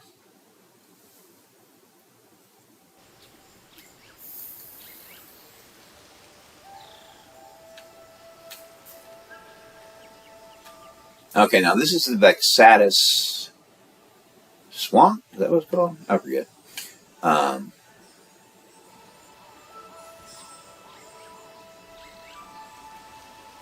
This person has the yellow quest marker up there, so we want to talk to this person. Blah, blah, blah. Here, catch some high-grade fish. Catch better fish, need a better fishing rod and better bait. The latter I can give you, the better bait, but think about exchanging angler tokens for a better rod than that battered relic you're using, and maybe upgrading it as well. Go catch me a crucian carp, and we'll see what happens. Okay. Now, she gave me the low-level bait. And now it's telling me to catch a crucian carp. But you will recall, she said I need to get rid of that old, beat-up, old fishing rod that the other guy gave me earlier. And she said I might want to consider upgrading. You know, I need to buy a new rod. Normally, when you do this quest for the first time, or even if you have multiple characters, oh, I'm in the wrong thing. I actually want to go to the angler token shop. And again, we got Xermetal, we got Ash. Either one is going to cost us 10 angler tokens. We've already earned some just by doing the quest, so you'll have some to spend. I have a whole bunch because I pulled them out of my bank. I think I'm going to buy, well, I'm not going to buy it because I have already bought some in the past, pulled them out of my bank. But typically, you're going to use 10 of your tokens to buy whichever one you want. Again, the Xermetal, if you're focused on trying to catch high-grade fish, even when you get to the higher level rod, you're going to want to buy a Xermetal. If you're going to focus more on trying to catch bass or BAFs, then you're going to want to buy an ash sapling rod. Now, because I already have it in my inventory, I'm not going to buy it. You'll buy it. Okay, ash sapling rod 1 is what I would have bought. Now, she recommended I go ahead and upgrade it at least once. So I'm going to go ahead and do that. I'm going to go ahead and hit upgrade. So you got your ash sapling rod 1. And I recommend doing it at this point in the quest because that's actually what the quest is recommending you do. So you got your ash sapling rod 1. The old fishing rod I'm going to ignore. That was what we started out with for those first couple little things. Or you may have bought a Xermetal rod 1, whichever. It doesn't matter. Because when you upgrade either of these, so down at the bottom it says to upgrade it, I just need to hit my Y button. I will go ahead and look. Right now, this one will increase a bath chance by 3% and it'll decrease my wait time by 0.3%. Once we get to rod 2, bath by 3%, but it'll decrease my wait time by 0.6%. But sapling rod 1, which I have now, I can catch grade 1, 2, 3 fish. Once I get my ash sapling rod 2, I'll be able to catch fish grade 2 to 4. And that's what I'm going to go ahead and upgrade it. And that's what I was talking about before. if you have multiple characters, I highly recommend every time you upgrade a rod, you go ahead and pass it around to each of your characters and let them go to all 6 fishing spots to catch all the fish that they possibly can for those levels in each spot, if you want them all to get the feats. But again, if you're not worried about any of your other characters having the feats for the fishing, then you don't have to worry about any of that. Okay, so I would have passed it around to my other characters while it was level 1. Let them do their fishing. Then I would have upgraded to level 2. Not during the quest, because they can all do the quest to do to level 1, actually. But say I was at level 4, I would have passed it around to everyone. Once they're done fishing, I would have upgraded to level 5, done my fishing, passed around to other characters. That's how I recommend doing it. Okay, so she said, buy yourself a better rod. I chose Ash Sapling again. You get it from the token shop. You can get Xermetal or Ash Sapling. Then you saw me upgrade it. Okay, anytime you're near a body of water, when you see the little button and in the word fish, because PlayStation might not be A, but Xbox would say, and we'll go back into the fishing mode like we talked about before. And she also mentioned you might want to use better bait. She gave us bait too. I'm going to use bait too because that's what she gave us. I have much better bait, but for this quest, you should use the items that they're telling you. Now, the fishing rod in the middle, because the last time I was fishing, I was using the old fishing rod, it's going to default to that now. So don't forget, check what bait you're using at the bottom, because it will probably default to bait 1, because we but you want bait 2. And you're still going to be on your old fishing rod. And I just did an Ash Sapling rod. I got it to level 2. Okay, so that's the rod I'm going to use right now. And if I didn't already have all that stuff I pulled out of my bank, I wouldn't have as many options as I do. You won't have this many options the first time you do this, but like I said, I wanted all that stuff in my inventory to show you things later. So this is, from this quest, what we would normally have anyway. Bait 2, and either a Xermetal or an Ash rod at level 2. So I'm going to go ahead and cast my line. Again, try to reel them in. Again, you're trying to get that box and your fish to the right side. We caught a crucian carp.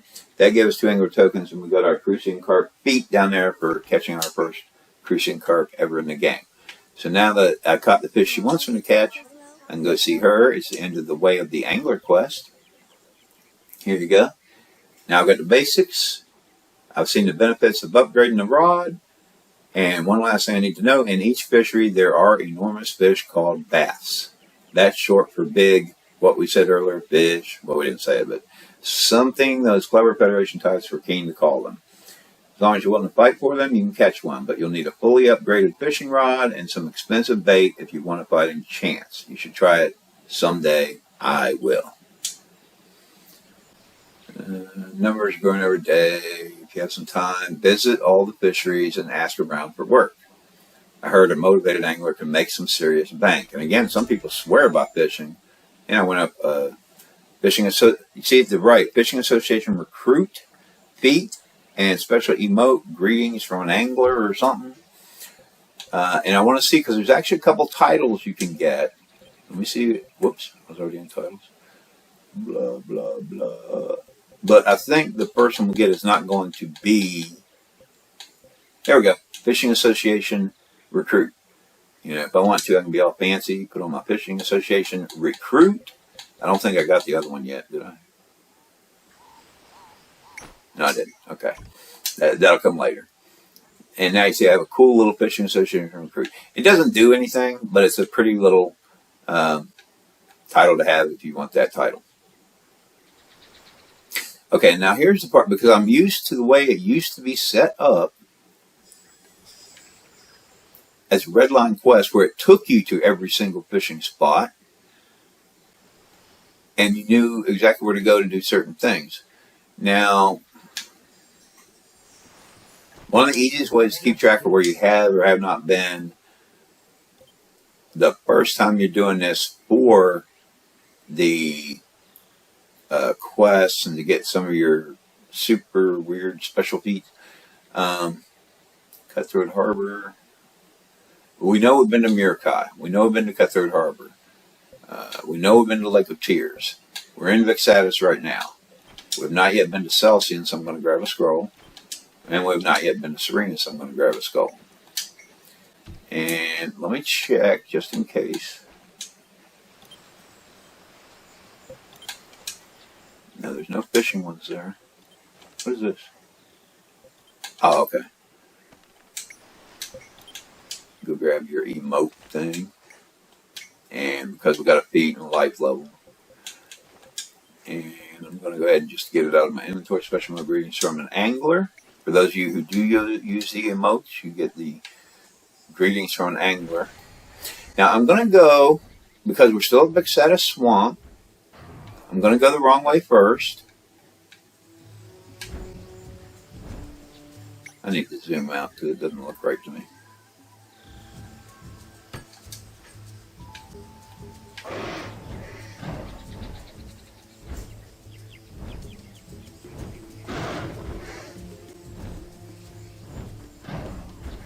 Okay, and it's throwing me off because, again, you know, I speed leveled her. She hasn't done many quests. I haven't even been playing her very long. She only has a few hours in the game. You can see on my map in the upper right the yellow quest icon.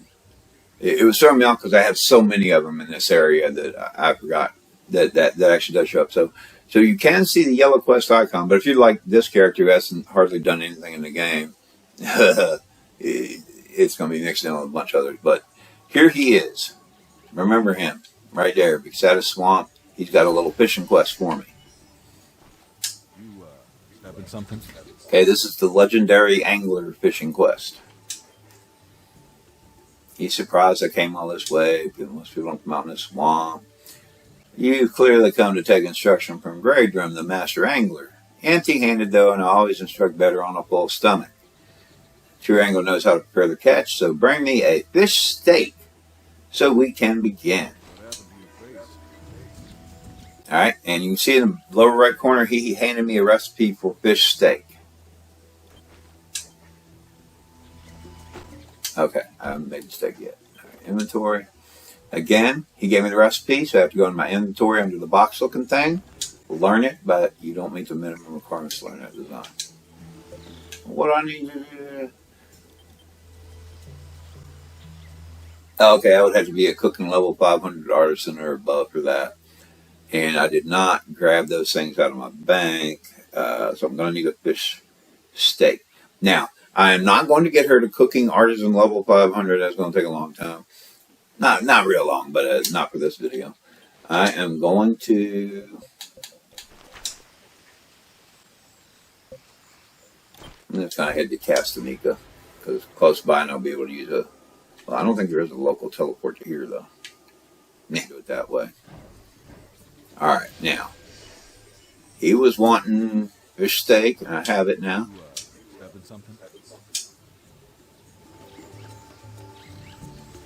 Now, let's get on the fishing. I'm going to teach you how to fish without any bait at all. You'll be able to fish without regular bait for this particular quest item. Don't ever think you're going to fish without bait again. Legendary... Go to... now I got to talk to him again. Alright.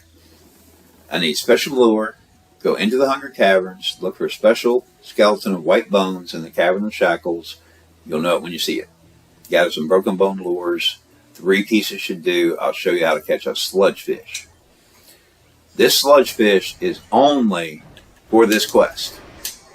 Alright, so don't be looking around for sludge fish later. Like, why can't I catch any sludge fish? Because you're done with the quest. It's only for this. So now I have to go into Hunger Caverns, which is over this way. If you look at the map, in the upper right corner, you can see where I'm going. We're actually passing by the fishy guys here at the swamp that we first talked with, right off to our right. And actually, the nice thing is I love that waterfall. It's just pretty. Get to that cavern, we're going to go behind the waterfall, actually.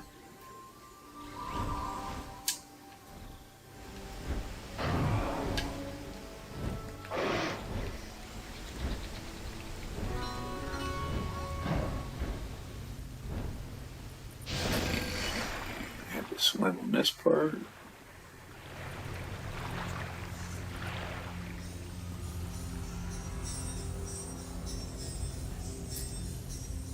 I'm going to try seeing the teleport master to see if I can remember how to get there through him. I can't remember what levels. Oh, man. And some of these don't even work right in this particular cavern. You know what? Let's take the elevator. Alright, we're in Hunger Caverns.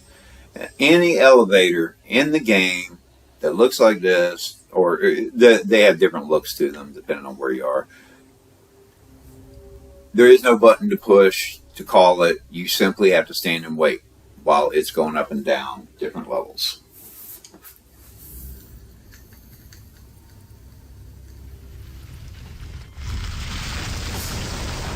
Alright, now I get in the elevator before the door closes again.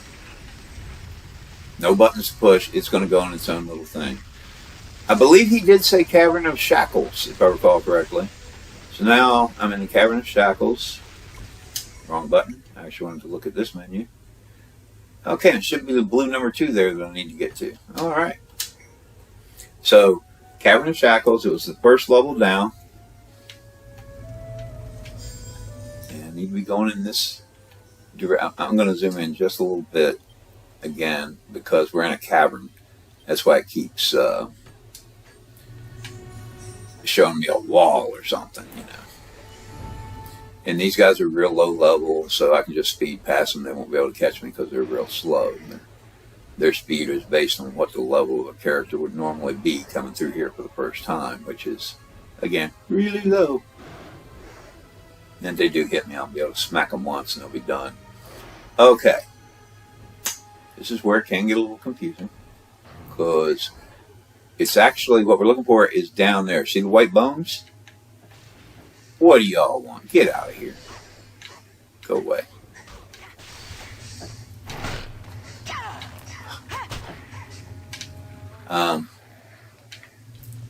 I don't know how to climb ladders down, so I'm just going to take a fall. I can climb up things, but I don't know how to climb down things. So we're looking for this white bones thing here. If you look at the map in the upper right corner, actually, we're in the Cavern of Shackles, and we had to go down a level to get there. And I get close to it, and it says A to activate. Now what it did was it dropped a broken bone lure. And I have to get to where I have the A pickup, or PlayStation won't be A, it'll be something else, but it'll tell you. I want that broken bone lure, so let me pick it up. Now I have 1 out of 3. Now I'm going to activate it again. It dropped another broken bone lure over on the other side. So, whoops. So I need to angle myself so I can pick it up. Sometimes you'll be trying to pick it up and you'll accidentally activate the thing again. No big deal. Just go back to it. That's why it's a little easier actually doing one at a time instead of popping all 3 at once and then trying to pick them up. It gets a little confusing. And I picked up my last broken bone lure. And I can only do 3. Alright, I'm going to do activate. There's a broken bone lure. You can't hold another broken bone lure. So when we go to do the sludge fish, if we mess up somehow and don't catch all 3 and we lose our bait or whatever, then you have to come back in here to get more lures. I have had it doesn't normally happen. I have had it happen before. And I'm going to go ahead and run back out. Okay, now we have our fishing lures. He said, go get these special fishing lures from the Hunger Cavern. You stepping something? Excellent gathering work. Now fish with the, and he says you've mastered one of the essential skills of a true angler because excellent gathering work. Again, you'll do a lot of gathering for some upgrading and stuff to get plain stones and Kabbalah ores and whatever those weeds are, some kind of grass or something. Or you'll be buying them all through the trade broker or whatever. Okay, now fish with those lures here in the Vexata Swamp Fishery, and you'll catch some sludge fish before you know it. 3 lures, 3 fish. Fine lesson learned. But if you fail, head back into the Hunger Caverns to get more lures. I'm not running a charity here. So again, if you mess up and you don't land all 3 of them and you end up losing the bait, then you're going to have to go back and do that thing that we just did in the caverns to get more lures. Now remember, anytime you go fishing, it typically defaults to the last bait and the last rod you use. I have bait 2 down there. Bait 2 will not catch a sludge fish. I got special bait, so I have to remember, switch my bait down at the bottom. Otherwise, I'll be standing here fishing all day with bait 2, and I will never catch a sludge fish because this broken bone lure is the only thing that can catch a sludge fish. So there we go. And we still have our ash sapling rod 2, which is the one we did, which is just fine for a sludge fish. We could use any level we want. And actually, we do want to be careful. We do want to be sure we reel them in. You'll recall early in the video, I talked about some of these buffs or bonuses you can get. One of them in particular, there we go, fish salad. Again, it reduces your manual fishing wait time, which is a nice thing. You don't have to wait as long to hook a fish. But it reduces your fishing difficulty by 30%.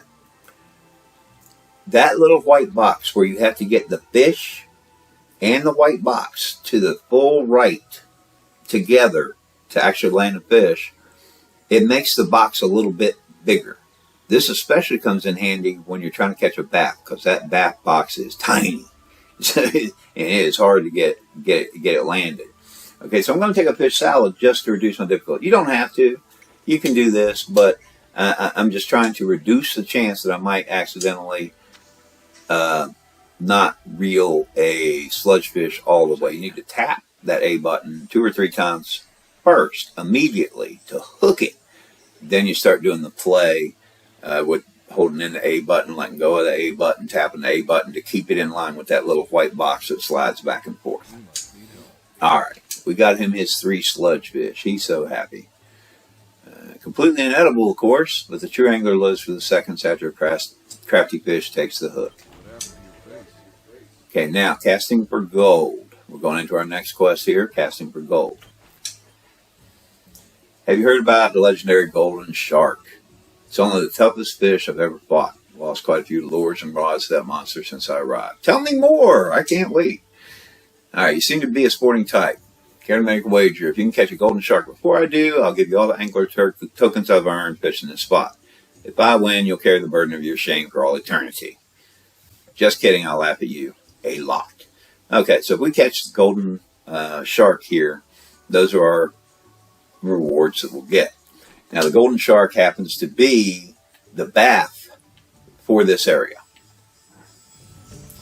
Now, because I don't want you sitting here waiting around for a very, very, very, very long time with me using a very low-level rod and low-level bait, this is one of the reasons that I brought special bait. I'm going to try a Frittery bait, and I'm going to use my ash sapling rod 5 that I happen to have, because that should greatly increase our chances of catching a bass quickly.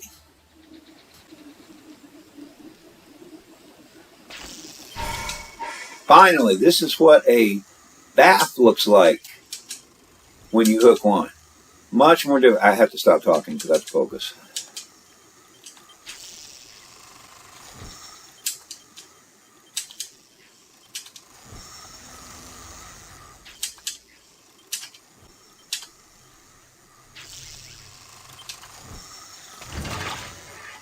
Golden shark. Whoo! And we got angler tokens and a pulsating essence. And we got our feet for the golden shark. You will get pulsating essences every time you catch a bass. Okay. So he wanted a golden shark. Okay, he already said all that. Okay, and he did all that. And now we can collect our reward for the golden shark. All right, but we didn't collect it yet. We got to click on that again. Can't believe my eyes, you caught it. You actually caught that thing. Impressive. I promise. Here, take the tokens. So we get 50 angler tokens, spicy fish buffet, and some money. Now, when they had it all set up as a red quest line, it was so simple to just follow the quest line in the quest tracker. But because it's separate, individual little side quests now, it's kind of harder to track. So the best thing I recommend, the first few, it took us from place to place to place. So we already knew exactly where to go because they were actually teleporting us to the next place. Now it looks like we're done, but we're not. We think we're done. But if you will recall, and if you haven't done it yet, you can go ahead and do it now. I went to one of the fishing purchasing guys there, and I bought some teleport scrolls just to keep track of where I have not yet been. Now we know we have, and I believe these were the only 2 we haven't been to yet. I think we've already been to 4. There's a total of 6. We haven't been to Celsian Lake or Saren's Lake yet. I recommend Celsian Lake first in Frost Reach. So let's take our teleport scroll, go to Celsian Lake.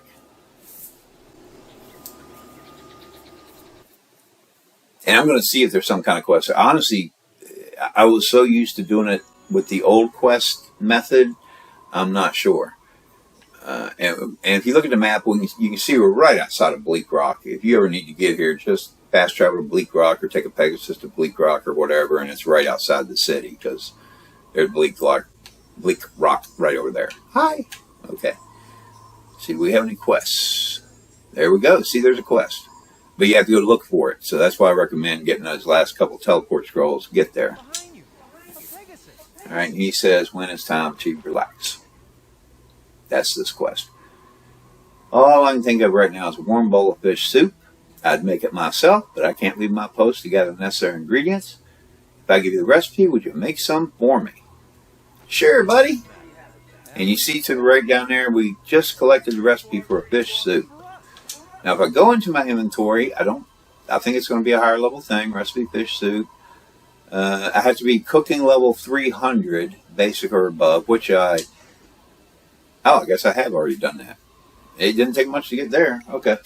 So now I've done that. What you would normally do, well, there are different ways of doing it, but if you want, he wanted fish soup.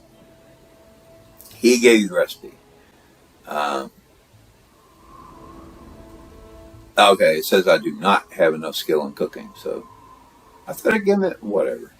But you can see the ingredients. If you have worked your cooking skills up, man, I didn't realize I was going to need copseed. Whatever. I think I already have one, though. If you worked your cooking skills up and you got the recipe, you can go make it. Or go to the trade broker, buy a fish soup. In my case, because I had already had a bunch of that stuff in the bank, I have a fish soup sitting in my inventory waiting to go. Because I wanted to save a little bit of time at least on these quests. Fish soup right there. I already have it. Again, buy it from the trade broker. Work on your cooking crafting. Make your own. Do whatever. If you have multiple characters like me, you may already have a bunch of that stuff sitting in your bank. Alright, so now that I have the fish soup, because you got to get the fish soup one way or another to complete this quest, or continue on the quest. Thank you, thank you. You're welcome, you're welcome. And now you see he still has the yellow quest marker above his head, which means we're not done yet. Appreciate you helping me out with the soup. Do me another favor. My friend Jacqueline looking for some silver trout to brew a special beer. Promising I'd get some after my shift, but now you're here, we can speed the process up a bit. Can you help us out? Actually, I can. So, you just go straight north and you'll see a patch of crane flowers. Silver trout can't resist the stuff. This is another quest-specific type of fish where you are going to get special bait to be able to do it. Normally when you're fishing later on, you're not going to be catching any silver trout and you're not going to be bothering with crane flowers. But he told you to go grab some crane flowers. And you can see on the map in the upper right, the blue highlighted one. That's where we're going to go find these crane flowers that we need to catch those special fish that he needs to make that special beer. We're just cruising along, looking for crane flowers. They're coming up soon, trust me.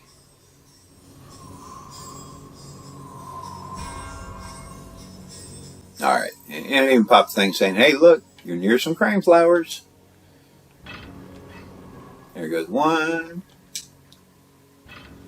There goes two. There goes three. Now I got his 3 crane flowers he wants.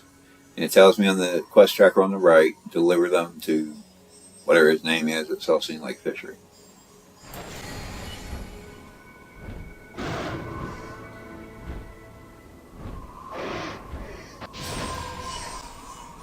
Alright, so we go back to the dude with the weird name with the yellow question mark over his head. You got the flour, good work. Now crush the flour into juice and spread it evenly over your bait. You'll have success in no time. Alright. And a crane flour juice. Let's see if I remember how the heck to do this. There we go. That thing that looks like a book that's highlighted up there on the top part of the menu, that is your quest items. And we have crane flour juice. I'm going to click it and it created crane flour lure.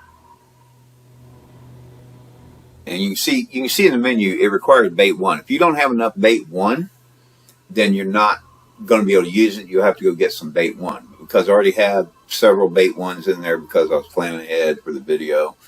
Now I think I only need 1 for now, unless I end up losing it. So now let me just go to the lake, and it doesn't matter what grade of rod I use at this point, because this is a special quest fish. But I do have to use the right bait. I was using Pickled bait. If I stand here fishing with Pickled bait, I will never catch one of those special fish he needs, because that fish can only be caught with a crane flour lure. So remember, switch your bait, especially when you're doing these quests. Because if you have a special kind of bait that you have to use, you're going to have to use the quest bait. Can't tell you how many times I've wasted time on a few of my characters because wasn't paying attention. I was standing there, what? And finally, I remembered, oh yeah, I got to switch my bait. So be sure you're using the right bait. You saw at the bottom how to select your bait, especially when you're doing these quests, because you have to use the special quest bait for it to work.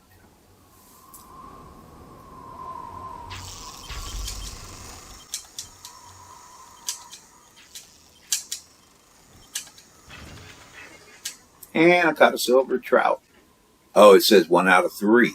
Okay, I actually need 3 of these silver trouts, so I only made 1 lure. So I have to make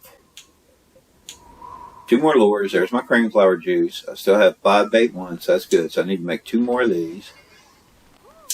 Sorry, I was not paying attention. I thought I only needed 1. But now I have 2 more crane flour lures. Select my fishing. And now you see at the bottom, I was out of crane flour lures because I only had 1. And once I used it, then it's automatically switched me to rainbow bait. So always look at your bait down there, especially for these quests, because now I'm on rainbow bait. I can't catch a silver trout with rainbow bait. I have to have the special quest-specific bait. So always check the bait that you're using, and check the rod you're using in certain circumstances if you have multiple rods. So I've got to go back to my crane flour lure, because that's the only way to catch a silver trout for the purposes of this quest. Take the silver trout to old boy here with the yellow question mark over his head. Select the quest thing. Remember, when you're at one of these shops, don't just automatically go to buying something. You got to do the quest thing unless the quest requires you to buy something, like it did in one of the earlier ones. Alright, so we caught the silver trout. Don't worry about the fish, we got them. And it says on the quest marker on the right to go to him in Smelting Lake. You got these people talking. Let me zoom out so you can see a little bit better. Because what they're doing is making a special fish soup, so we're just waiting. Now time has passed. Waiting's done. Now he has the yellow asterisk quest marker over him. I had to wait for that. Okay? You can't just go straight to him. You had to wait till that guy to make all that special soup and whatever with the silver trout we caught. But now we see the yellow asterisk over his head. We can go back. We can select the quest. Thank me? No, thank you. Here, have a beer. So they were able to make their silver trout beers. And we get some extra angler tokens and some extra goalie. Alright. Now we move into, because exclamation mark, we'll move into the beginning of a new quest. And this one is Angler's Feast. The beer was so tasty, he's come up with a new festival so everyone can enjoy it. And do I want to be a part of history? Sure I do. Oh, thank you. This time I'll catch the silver trout for the beer, but feeding the villagers is up to you. There's a particular tasty bath, B-A-F, here in Celsian Lake called the Queen Salmon. I'm sure that would be enough for the Feats. Please catch that fish for us.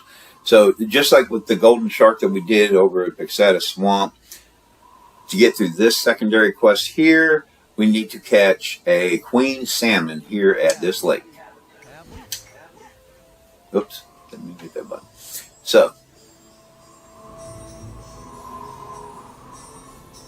again, I have collected special baits and rods to bring with me. I'm going to try some Pipori bait again because that supposedly increases my chance of catching a bass real good. Ash Sapling Rod 5, that's what I want, because that also supposedly increases my chances to catch a bass. Alright, we got a bass on the second try.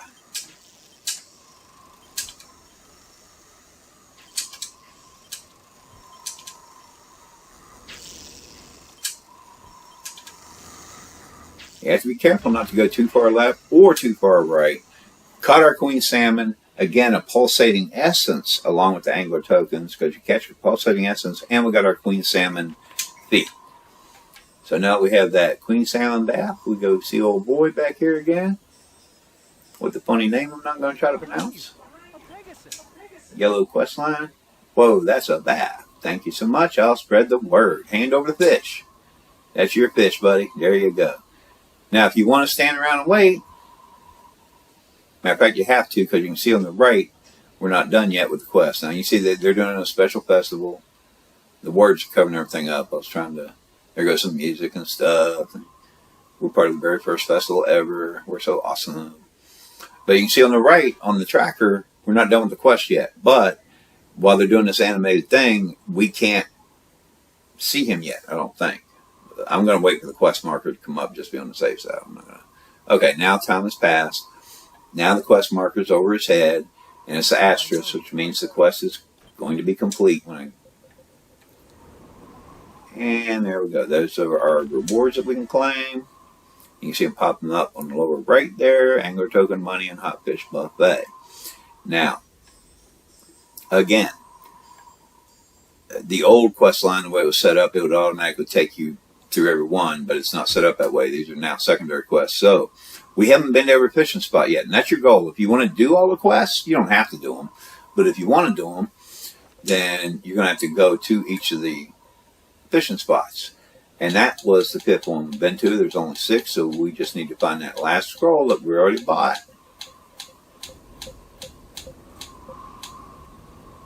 And go to Saren's Lake Fishery.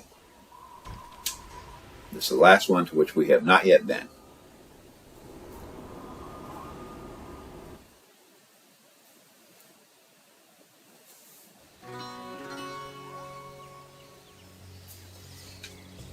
All right, just to show you the map, we're actually close to Bastion. You can see it on the map there. So if you don't want to use teleport scrolls, you can either fast travel there if you have Elite, or if you don't have Elite, you can take a Pegasus to get to Bastion,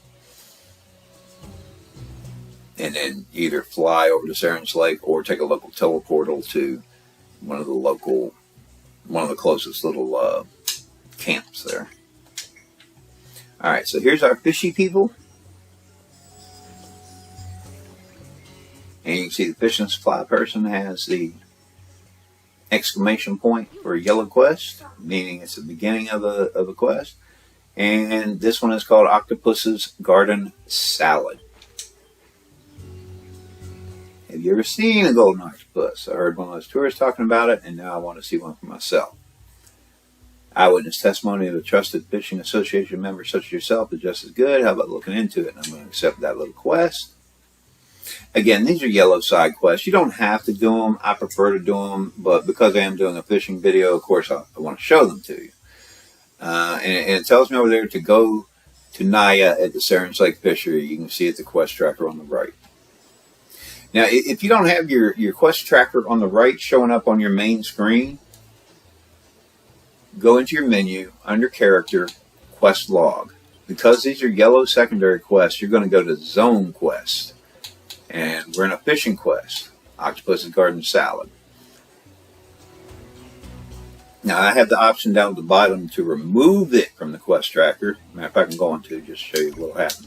And you see it's not over there on the right. If you somehow accidentally removed it from your quest tracker, you don't know what you're supposed to be doing, go into your quest log again, zone quest because it's a secondary, and down at the bottom now it says display on quest tracker. And that's for any quest. If you've accidentally lost the quest on your main screen and you want to see it again, but you don't know how to get to it. All right, now that I've selected to display it, I go back out and it's back on my main screen, so I know what I got to do next. And I can see the yellow question mark thing over her head. Yeah, believe me, I saw it. It was as big as 5 baracas. The fairies of the lake chased it away before I could come up with any more similes. All right, if you want to talk with one, try sprinkling some star candy on that starlight lotus over there. You don't have any star candy? It's a must-have for travelers. I'll make you a deal. If you bring me a seafood mushroom salad, I'll give you a star candy. All right, and you see at the lower right, she gave me the recipe for seafood mushroom salad. And this is the best way. Doing these quests will give you, just starting the quest, you don't even have to finish them. You'll at least get the recipes for free if you're working on your cooking under your crafting. What does this one require? Okay, you got to be cooking level 500, artisan or above. I'm going to click it, but I'm not that high level. But if you go around at least to start each of these quests, the last few that I've shown you, and you don't want to try to catch a bath right now because your fishing's not that great and you're not yet practiced, but you do want to work on your cooking, crafting skills, this is the best way to get the recipes for free, as opposed to having to use some of your fishing tokens to go buy the recipes from one of the vendors over there with the fishy people, which I had shown you earlier, you know, how to get to those menus. So you could stand where she was standing. I just happen to like going out here because I think I love the view. This is like one of the most beautiful areas in the game. Love it. And it's one of the places I actually like to come fishing when I've had a long, hard day at work. I'm tired of having to think for so many people, having so many phone conferences with people all across the United States and other countries and everything else. And it's like, I just want to relax and forget everything. So this is one of the beautiful places. Okay, I had to get close enough because I wasn't close enough, but you see the A button and the fish thing popped up there. My bait is Potpourri bait right now. I'm checking my bait, and that is the one that I want to use, Potpourri. But again, always check your bait. Be sure you're using what you want to use. My fishing rod, I have multiples, but I want my ash saplings 5, so I'm going to use that because the ash sapling supposedly increases your chance to catch a bass, which is what we're trying to do. Actually, wait. I think I just messed up. I got ahead of myself. She asked me to give her a seafood mushroom salad. And it's another one of those things where you would either go and make a seafood mushroom salad if you're that good at cooking. You would go to the trade broker and buy one. Or if you're like me and you have multiple characters and you already have some sitting in the bank, just pull it out of the bank. I had to deliver the seafood mushroom salad to her first. I got so far ahead of myself. I've done it so many times, I forgot what step I was on. Now she's giving me my star candy to sprinkle on a starlight lotus. Got it. I'm doing some sprinkling. And you can see the quest marker over the starlight lotus. Ta-da! Now I can talk to the lake fairy. There used to be some issues with the lake fairy. It wasn't there, and then it would come on the screen, and some people couldn't talk to it, so they fixed it, so it's just always sitting there. But you had to sprinkle the starlight lotus first before she'll talk to you. So now I can talk to her. And she asked if I prepared that. They don't get much candy underwater. Maybe if that darn golden octopus would leave us alone, I could start the underwater candy shop I've always dreamed of. Say, how about you catch that octopus for me? You can keep the fish, and I'll reward you for your time. Cool, I like rewards. Now I can go back to what I was starting to do that I wasn't actually supposed to be doing at that point. And again, you don't have to go all the way out on this thing. You can just stand by the bank. I just happen to enjoy fishing from this spot because it's so pretty. All right, now I have to get close enough to the edge so the little fish thing shows up. Again, always check your bait. And I know I'm using my Potpourri bait. Always check your rod if you have multiple rods, and I want my ash sapling rod, because both of those things supposedly give me a better chance of catching a bass. And she wants that golden octopus caught, which happens to be a bass. So that's each of the 6 fishing areas have 1 bass each. So whichever kind of bass you're trying to catch, you got to be sure you go to the correct fishing spot. I hope I remember to go back to all the fishy people over there and show you a place where you can check for certain things that you're going to need to know when you're fishing, for profit especially, or if you just need to know where to find a particular bass. There we go. That's the golden octopus.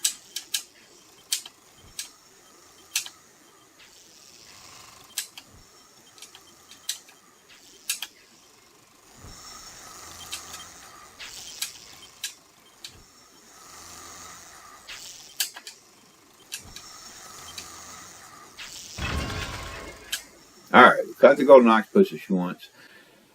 And you can see on the right, we got some angler tokens. We got that pulsating essence. And we got our feet for catching the first golden octopus we've ever caught. Our golden octopus that the little fairy wanted. And she's going to give us some kind of reward, because she's so sweet and cute and all chubby cheeked and whatever. Alright. And she gave me 50 angler tokens. Actually quite generous when you're trying to get these things upgraded. And you can see down there we got golden octopus and all that. And I do believe that is all of the quests. But there was something that I promised. Oh yes, of course. If you recall correctly, the Fishmonger. We didn't really go over this. But the Fishmonger. Oh, I have golden octopus. That's a good, really good. Now, the Fishmonger worked. Oh man. Hard to read, just the coloring of it. That helps. Maybe. There we go. The numbers at the bottom. You remember on the fish crates, we could do like 4 crates a day. For the fish, I can do 30 fish, individual fish, per day. Now, right now, the golden octopus is showing because I haven't had one and she's willing to buy it. Now, say I had caught some eels and some blackfin. Don't I have some blackfin fish? Fish. Okay, you can see in my inventory I have chroma salmon. I have yellowfin. I have marlin. I have catfish. Blackfin clownfish. I got all kind of fish I caught from all kind of places. The only thing she's willing to buy at the moment is a golden octopus. Any of the bass they will always buy, and they're the highest price value thing, and she's going to give me $500 for one. If I had 5 golden octopus, she would give me $500 each. And I can actually sell up to 30. But you can also sell other fish. But it depends on what they're buying on that day. And I think this list, oh, I'm sorry. Down at the bottom, you see it says delivery list. On the Xbox, it's an X button. On your PlayStation, it'll tell you what button to hit. But if you go into the delivery list, these are the fish they're willing to buy today. So say you want to make some money today fishing. And say you know you're not that great at catching bass, or you maybe catch a few and you're not planning on doing 30 bass that day because it'll take you too long. Personally, if I have the time and I'm wanting to make some money, I'll fish until I've got 30 bass. And then I'll sell all 30 to her. And again, I have elite status. I believe I have read that with elite, I get to sell extra fish per day. So if you don't have elite, you may not see 30. I'm not sure about that. But you will be able to sell a certain number. I don't know what the number is if you don't have elite. It may be 30. But from what I've read, I don't think it is. But every single day, any of the bass, these are the ones in the gold on the right, all the way to the bottom. If you highlight any one of them, you can see on the right side, source. Golden octopus is in Sirens Lake Fishery. Queen salmon is at Association Lake Fishery.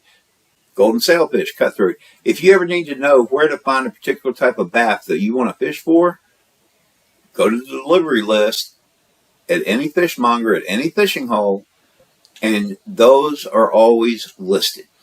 Okay? So those are all your bass. Now, every day, and you'll see effective period 2 days. I think it's every 2 days they switch out. These are all the regular fish they're willing to buy today. There are a lot of other regular fish, as you saw in my inventory, she's not willing to buy today. They're not looking for that today. No demand. These are what are in demand today. A couple days later, they'll switch and there'll be different ones. But you highlight each one. Like you see they're buying angelfish.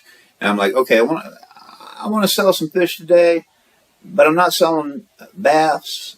Well, if you catch a bass. But I'm real low level rod, real low level bait. That's a grade 2 fish. I know I can get that. Maybe I can even get crucian carps, grade 3. But if I'm going to shoot for angelfish, I can look right there and it tells me the source is Muricot Fishery, Lake of Tears Fishery, or Celsian Lake Fishery. So I know if I go to any of those particular lakes or fisheries, I have a chance to catch some angelfish, which I can sell to a fishmonger. And of course, if you have a higher level rod or whatever, and every day, so that no matter what level rod you have or what type of bait you have, angelfish is a grade 2. And if you have a grade 1 rod, you can catch it. Then a grade 3, a grade 4, a grade 5, a grade 6. You can see the grade on the right side there. A grade 7, a grade 8, a grade 9, and a grade 10 fish. So anytime you look at the fishmonger, what types of fish they're willing to buy that day from you, and you want to make some money by fishing and then selling to the fishmonger, you can go into their delivery list and it will show you what they're buying that day. And there's always one fish available for every grade of fish possible. So no matter what level your fishing rod happens to be, you can actually look and see for that particular level of rod you have, and you know what grade fish you can catch with it. Well, now you know what kind of fish you can shoot for. And when you highlight that particular fish for that particular grade, like in the case of this Macara here, I know if I want to make money from the fishmonger, I need to either go to Lake of Tears Fishery or Saren's Lake Fishery, because that's the only place I can catch the particular type of grade 10 fish that they are buying today. Okay? So that's how you do that. And again, tracking these things for a while, because they do switch every couple of days. There'll be different fish, tomorrow, the day after, whenever the rotation is for them to switch. By tracking that for a while, I was able to come up with a list of every fish, what grade it is. So I'm going to try to put a table at the end of the video for everyone, so you can just go and look and see what grade of each fish, because normally when you look in your feed menu or something, it doesn't tell you what grade they are. And you can go here to see what grade they are, but this is only a partial list, because this is only a list of what they happen to be buying today. But again, if you are trying to make money, and a lot of people swear about making money fishing, you can go here. Now, again, there's a limit. When you go to the fishmonger, I can only sell 30 fish today. And again, that number works backwards. 30 out of 30 means that there are still 30. They're still willing to buy 30 from me. If I were to sell her 10 right now, then it would drop down to 20. And as a matter of fact, I have a golden octopus. They're always willing to buy any of the bass. So it doesn't matter where you go fishing. If you're trying to catch bass, go ahead and catch bass. You can sell them all day long, and that will actually be your highest gold value anyway. That's how you're going to make your most money. Matter of fact, what is that? If I were to go do a bunch of fishing, and if I were to catch 30 of these things, don't worry, I'm just doing math. All right, that'll be 15,000 gold a day. That's not too bad. And then if you make the fishing crates, which we went over earlier, you can make money selling those to the resource managers. Yeah, resource managers. All right, so golden octopus, I'm going to go ahead and sell her one. And again, the counter down at the bottom now says 29 out of 30, which means for the entire day I can sell a grand total of 30. And right now she'd be willing to buy 29 more fish from me. And the delivery list, again, will tell you for every grade, 1, 2, 3, it will give you one fish per day for each of the grades, so that no matter what level of rod you have, there are fish available that you can sell to the fishmonger. And it will tell you exactly which ones, and then you can look to the right and you can see exactly where to go to get that type, to fish for that kind of fish, so you can sell it to the fishmonger. All right, so that was our fishmonger. I do want to go over all these guys again. The resource manager, again, that's where you sell your fish crates. And this is your delivery list. Just like with the fish, there's a delivery list with the Association Fishmonger. And it will tell you, for each level of fishing crate that you craft, in your crafting menu, and again, it was under smelting, not cooking, that's how much gold he'll give you for each one. All right? Plain and simple on that one. And again, I've already delivered 4, which is all I can deliver today. So I can't even sell him anymore. So actually, it's the same with the crates and with the fish. When it comes to fishing, if you think you're going to catch some bass, Always ready to fight. and your fishing rod allows you to catch grade 1 and grade 2 fish. You know, grade 1, she's going to give you 70 gold. A grade 2, she's going to give you 90 gold. So if you're in a fishing spot, your fishing rod only catches like grade 1s, grade 2s, maybe even grade 3s, which will give you 110 gold. You want to fish for a while, and if you're getting like grade 2s and grade 3s, you want to save up the grade 3 fish. Come sell them to her first. If you're done fishing with the day, for the day, go ahead and sell those off to her first, because that's your highest gold value. Then, if you're not planning on doing any more fishing, you don't think you're going to get any more crucian carp for the day because you're done fishing, and then if you happen to have some angelfish left over, go ahead and sell those. If you have still not sold the entire 30, you can sell. But again, like I said, I usually try to catch 30 bass if I'm looking for gold. So then I would not sell her any of the other fish that I happen to be catching. I would just wait until I have 30 bass to sell them to her. Now say I catch 10 bass, and it's like, oh man, this friend called me up. They want to go hang out at such place, so I'm going to go ahead and go hang out with my buddy. So, because she's waiting on me there already, and she wants me to come over and see her or whatever. So, I'll run out and do that. So, in that case, I will go ahead and go to the fishmonger, sell her my 10 bass that I had for that day, and then say I was catching a bunch of crucian carp and angelfish. I would sell her all my crucian carps first. When it comes, I've already sold the bass. The bass come first because they're highest gold value. And I have a bunch of crucian carps and a bunch of angelfish. I'll sell her crucian carps first. So I already sold her 10 bass. I can only sell a grand total of 30. I can now sell her 20 more fish.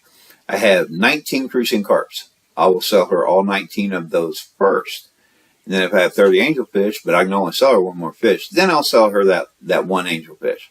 So remember, always sell your highest value fish first if you're trying to make gold. Resource manager, and just to remind everyone, the angler token vendor is where you go to buy a new rod if you need it. It is where you can buy these particular types of special bait, and it shows you here in the middle, that this one is just bait. This one gives you an extra 20% for high grade fish, 40%, 60%, 80%. So you can get those. Bait designs, I don't think we covered this yet. You can actually, we did actually, because we actually got the bait 2 one for free, didn't we? But anyway, if you need a bait design, you can come here and buy the bait designs. Again, I don't buy them right now, if at all possible, because I'm saving up my angler tokens to continue upgrading my rods till I get to like level 8 with them, which is the max level for your rod. It can't go any more than level 8. So, but this is where you would go to buy them. And again, your fish crate designs, if you want to, work on your smelting level and you want to make higher level fish crates to sell for more money to the resource managers, then this is where you would go to buy the fish crate designs. And once you learn the design, you can upgrade your crafting skills. And we did the fishmonger and fishing supplies.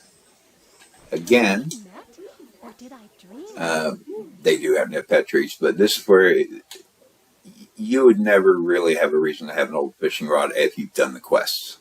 because by now, when you've done the quest, give you one for free to begin with, so you know you don't need to buy it.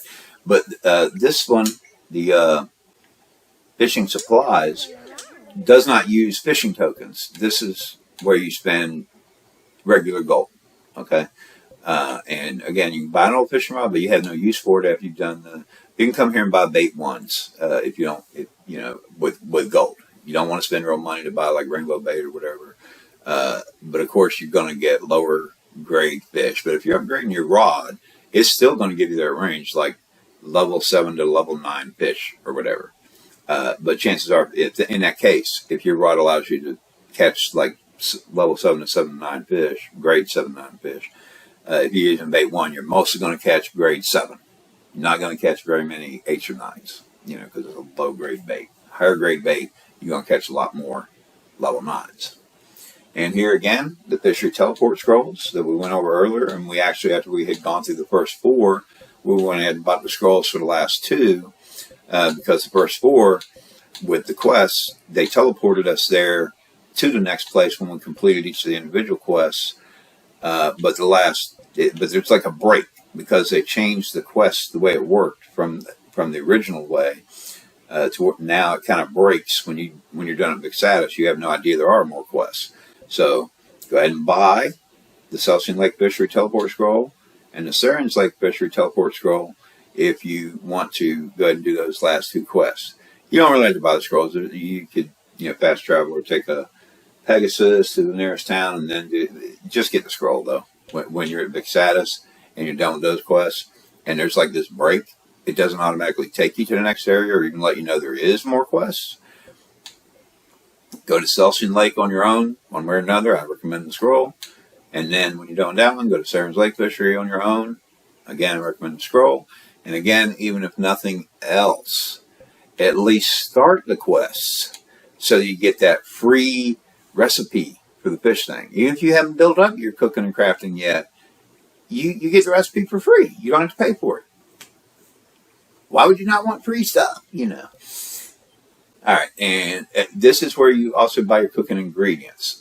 This is specifically for fish, and I'll probably cover cooking more when I actually do video for crafting. I haven't done a crafting video yet. I do want to do one.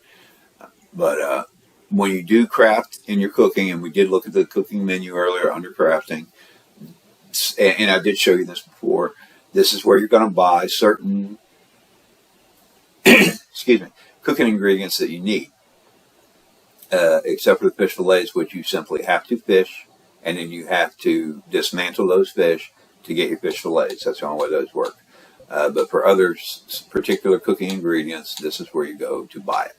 And I covered the revival fruit thing earlier. Okay.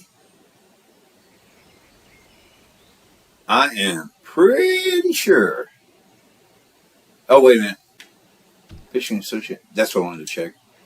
You saw her get her Fishing Association recruit title earlier.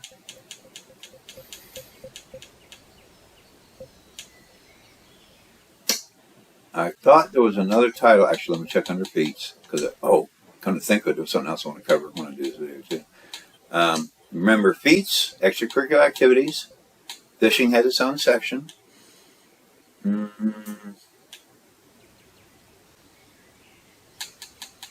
Okay, this was Fishing Association recruit. In one of my other videos, I think it was the gathering one. I went a lot into the Feats menu, how it works, how you can find the rewards and all that. But we got that title because we got this Fishing Association recruit. Go through. I'm looking for a specific.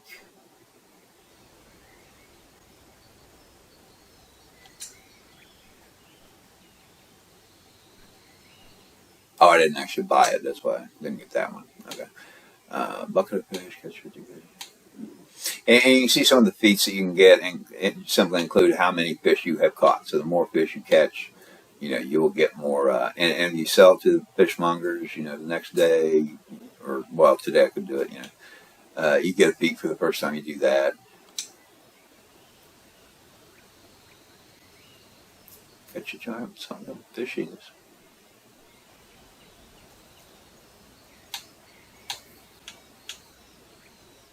Okay, I don't know if these quests even still exist.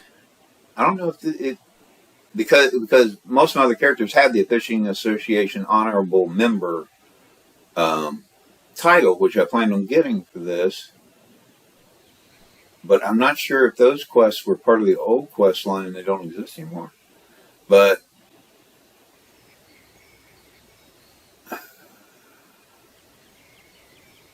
catch a giant blue.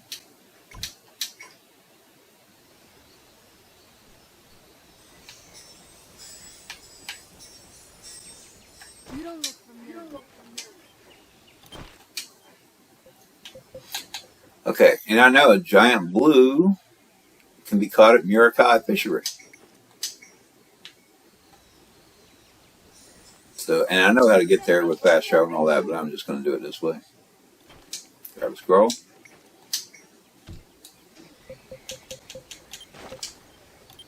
I'm going to go ahead and head to Murikai Fishery. But it said I had to complete the quest, though. I don't think there was another quest there, was there? I have a feeling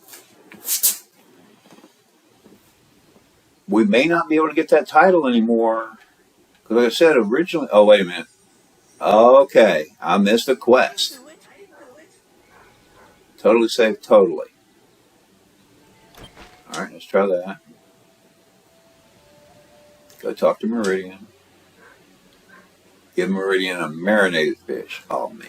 I don't know if I have any marinated fish. Oh, and you see it gave me the pickled fish recipe. I'm so sorry. I missed this quest. Or I don't know if it was available at the time, though. And I don't mean that because I'm not an artisan. That's okay.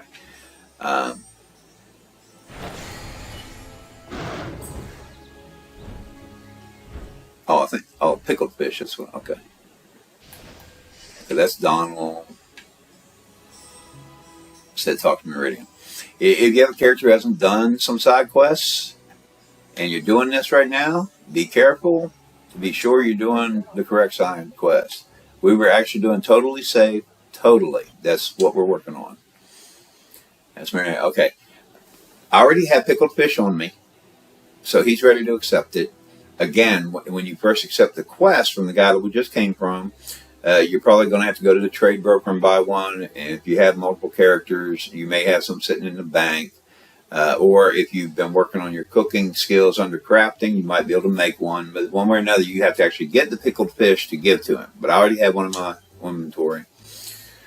And he's so happy. Look at how happy he is. Alright, now we still have the totally safe, totally quest that we're working on. Okay, that fishery over there is closed, I guess. Okay, the thing is, there was an accident, been contaminated with experimental aluminum, and we can't risk it spreading. Now, if someone were to retrieve it, and since I'm not catching fish, I'll need silicium fragments to retrieve the aluminum. If you run out of plenty more, don't worry, it's totally not toxic. Totally. Right. Alright. And it says to right on our tracker, retrieve 3 experimental aluminum from the Murikai fishery using silicium fragments as bait. So I need silicium fragments.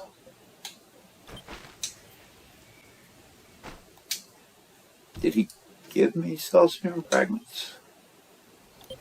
Should be under my quest thing. Like I said, when they originally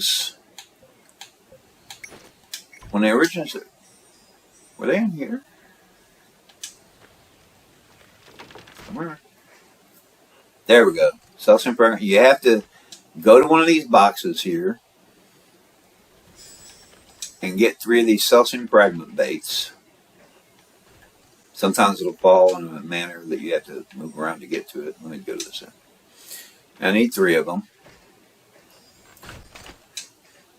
Okay, now I have 3 silicium fragment baits, so now I have to go catch 3 experimental aluminum from the fishery. And what I was saying earlier is, hold on. Again, I need the special quest bait. Whoops, silicium fragment bait. Always check your bait. And my rod, it really don't matter because the only fish I'm going to catch with this bait is what I need for the quest. Like I said before, when they first came out with the fishing, all those fishy guys to start with, where you start the quest, were actually in Crescentia. That was confusing and messing up a whole lot of low-level characters. So they moved all that to Highwatch. That's where you start the quest now. And it was originally a red primary quest line that actually took you through each of the quests one at a time. They were all right there in the list sequentially, so you couldn't miss any of them. I mean, if you missed it or passed it, then you could always go back into your quest thing. But now they've broken it up into separate individual secondary quests. It's easy to miss the quest part of some of them if you want to get all the quests done.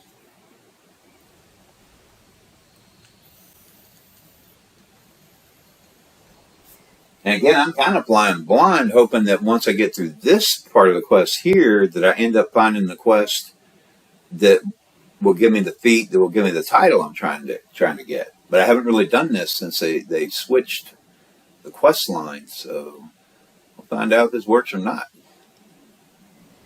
Yep, okay. He's got the asterisk over his head. Totally safe. Totally. Okay. And he's going to give me some angler tokens. Okay, that's what I'm looking for. Catch a giant blue. I had to get through that other quest we just did for catch a giant blue to even show up. Ignore tiny bit of sabotage. That's a totally different thing. Nothing to do with fishing. Catch a giant blue is the quest I was looking for as one of the quests that I'm going to need to get that title I'm looking for. Okay, be careful not to select that. And I can see on the quest tracker on the right side of my screen, go to Matten in Sanctum Mysterium. Wait a minute, who's Matten? There we go. So I need to see Matten, which tells me. And I'm not teleporting anywhere. That's a totally different thing. Don't deal with that. But you see it says catch a giant blue. That's the quest I'm working on. I'm sorry, we simply cannot allow people to use Fishery right now. This activity is seriously disrupting our research. I'm doing very careful experiments on a rare powder found only in this location. Our original sample is almost gone, and with all this fishing going on, we can't get any more. It's not personal, it's for the Mysterium. I suppose if you could collect the powder for us. No, I don't know how to do it either. You have to figure that out on your own. Okay? So, go to Duradine at the Mirakai Fishery. And of course, Fishery is right next door over here. So,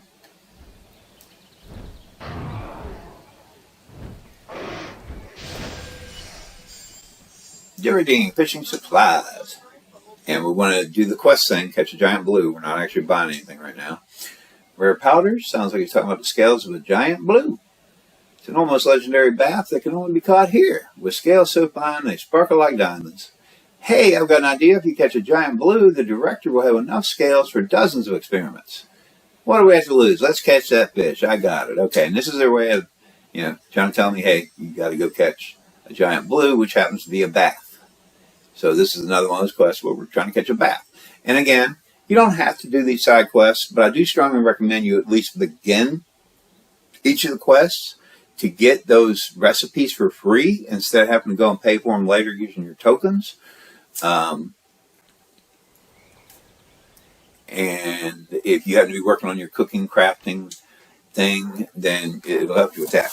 Okay, always check your bait. Rainbow bait would actually be a fine one just for trying to catch a bass, but because I happen to have Papori bait, which has been taking a little while, I'm going to use that because it'll increase my chances. I got my ash rod 5, increase my chances of catching a bass because I need to try to catch this bass. Again, all 6 fishing holes, each one has its own bass, and you have to catch that one bass. And I already showed you where to go check with the fishmongers to figure out where you need to go to catch a specific bass.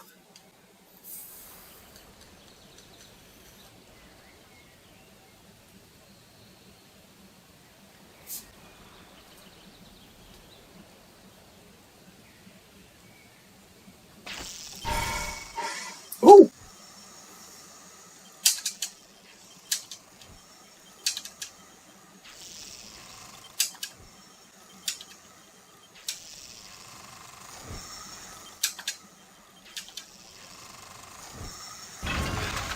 Whee! First try. Thank goodness. I don't talk much when I'm trying to catch a bath. And you can see down there we got our giant blue feet and we got our pulsating essence because we caught a bath. I don't talk much when I'm reeling in a bath because I'm still not that great at it.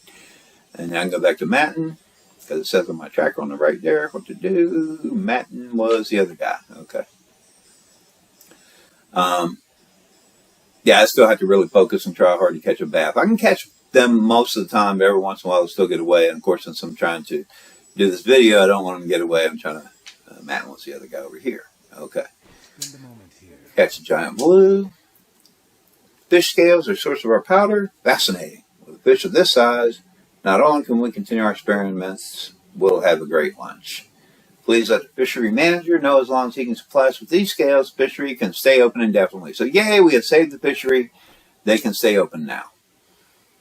And now it says Duradine, go back to him over at Murikai Fishery. And it has the asterisk there, which means it's the end of the quest.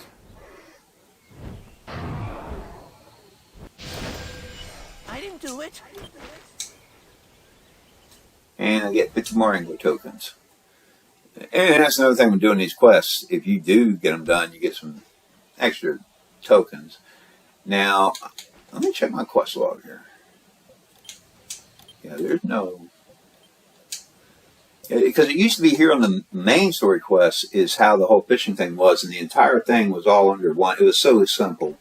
But now you got to kind of play around. But at least if you watch this video, you'll know where to go and do them. We just figured out how to do that giant blue one that we had to go do. Extracurricular activities, fishing.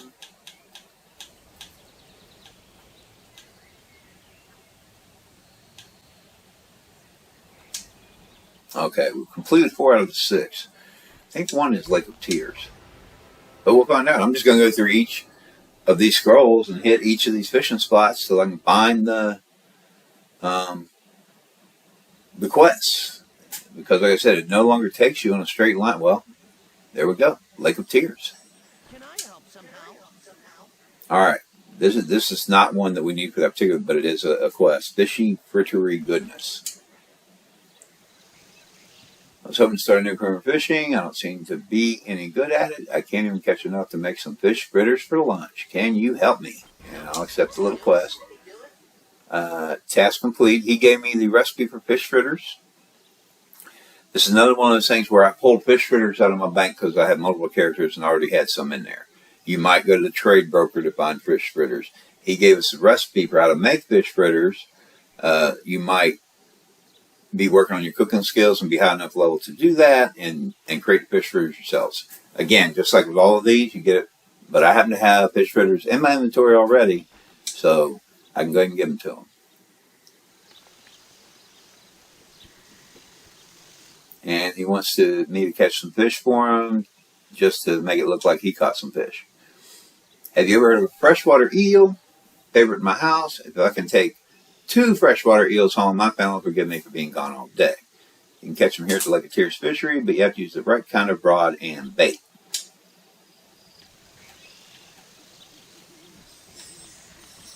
Now, we're looking for freshwater eels.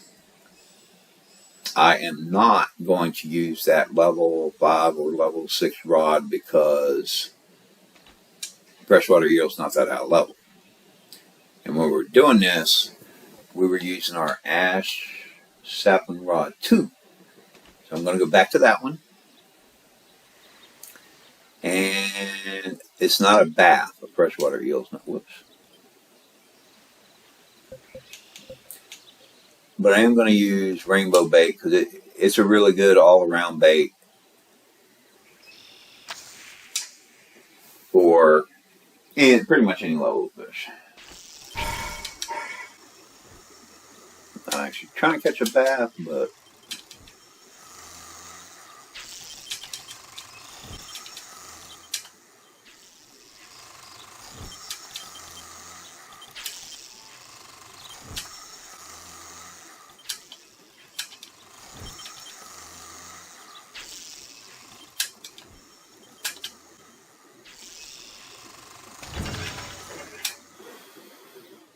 didn't want to pass up on getting another bass to sell anyway, since I happened to hook one.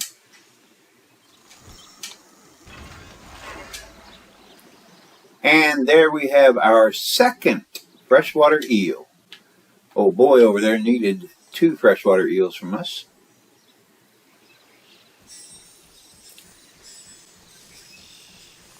Pepperong, or whatever his name is. Can I help Alright.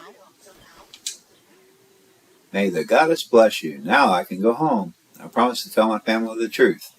After dinner. Alright, so we get 30 more angler tokens and a few gold. Alright.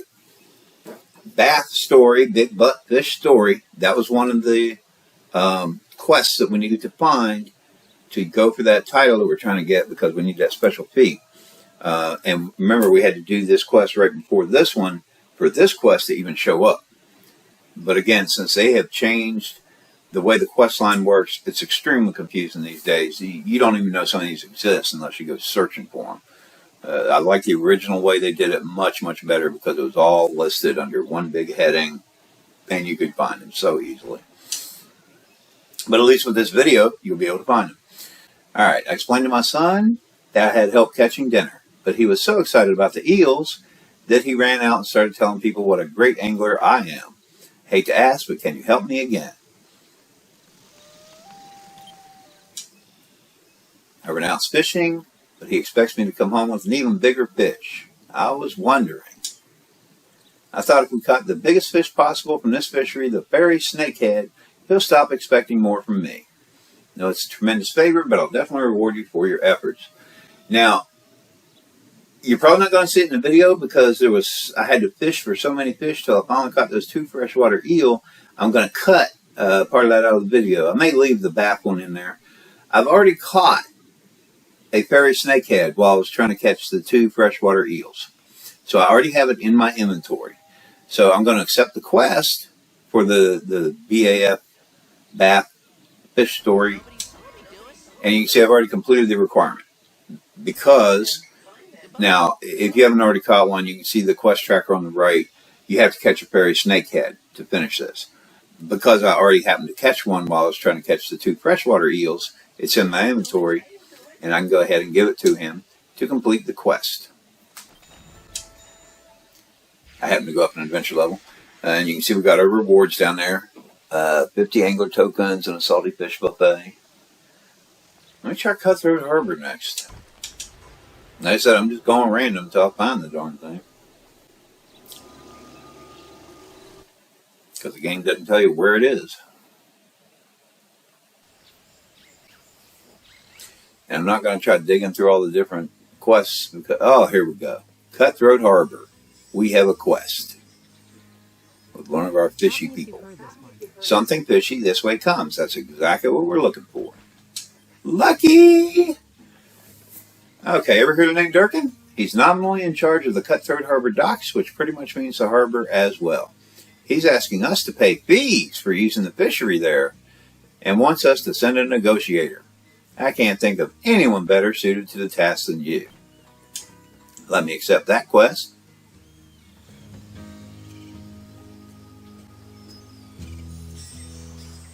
Go to Durkin and Cutthroat Harbor. You can see on the quest marker to the right there. And you can see on your map the question mark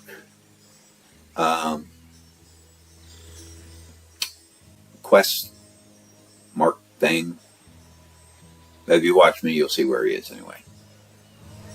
There's old Durkin being a jerk. Making people pay him extra money and whatnot. Okay. Here to complain about the fee? Well, you see, we've been catching fish here for a while now. Big ones. Our boats are the best there are, and we can't have a bunch of fish tourists standing around on the beach messing things up. I don't actually eat fish myself, but I have a hankering to try. I got this recipe a few days ago. I think it's for a steamed fish. But none of my guys are skilled enough to make it, so I have no idea what it's supposed to taste like. You can cook right. I'd be willing to bend on the fees if you make me a steamed fish. Now, thank him for the design. See the lower right corner? He's giving me a recipe for steamed fish. Again, this is one of those points where if you're working on your cooking skills and you've gotten a high enough skill to actually go into your inventory and learn the recipe and create a steamed fish under crafting, you can do that. Or you can go to the trade broker and hopefully someone is selling a steamed fish. Or if you're like me with multiple characters and you already have some steam fish in your bank and already pulled it out like I did,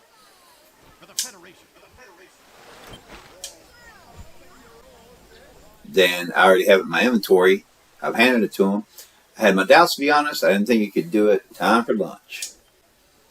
The olive scent with such a strong texture. This is pure beauty. Delicious. The fee, to be honest with you, I'm in a bit of a bind with some pirates.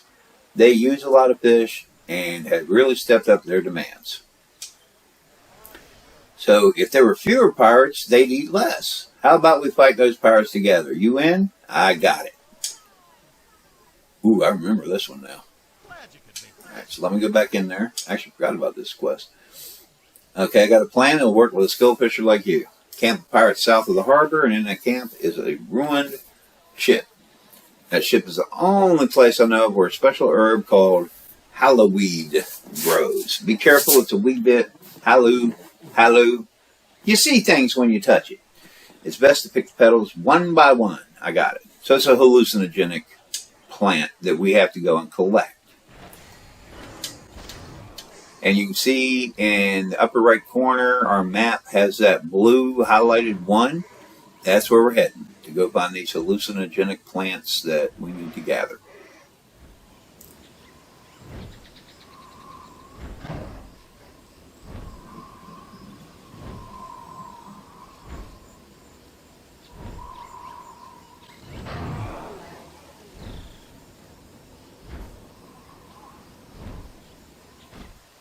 Do a speed burst here.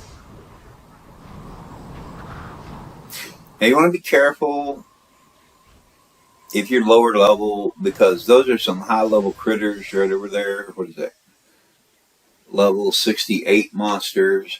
Normally over here fighting these things when you're level 65, there are Vanguard requests for them. If you're doing this quest and you're not a level 65, stay away from all these guys around here. They'll kill you. I got one of them.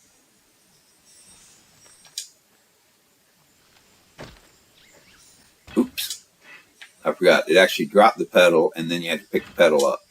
You don't just pick it. Okay, so and there goes one more. Now I have 3. Gather 3 hallowweed petals. Alright, I've gathered them. Right? Yeah, I got them.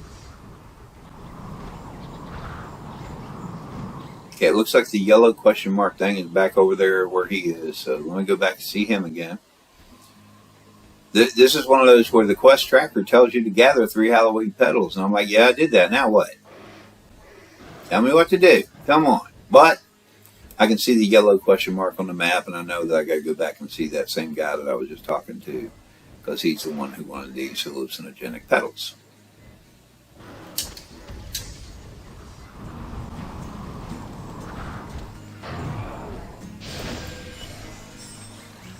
You need help, kid? Okay, here's the beauty part of the plan. Use the hallowweed as bait to catch some funky, fresh fish. Okay, now it tells me over there, catch 3 funky, fresh fish at Cutthroat Harbor. So I'm just going to go right down here, get near the water. See, I got my option to fish there. And again, always check your bait. We have to use the hallowweed petal, so be sure you switch to hallowweed petal. If you got some bait 1, bait 2, rainbow bait, whatever, and you start fishing, you're going to be fishing all day long. You are never going to catch those fish that he wants you to fish, the funky fresh fish or whatever. So we need to catch 3 of these. But with the special bait, if you have the special bait active while you're fishing, you will always catch that particular, well, you will always hook that kind of fish. Hopefully you reel them in. If you don't reel them in and you lose the bait, you're going to have to go get some more bait.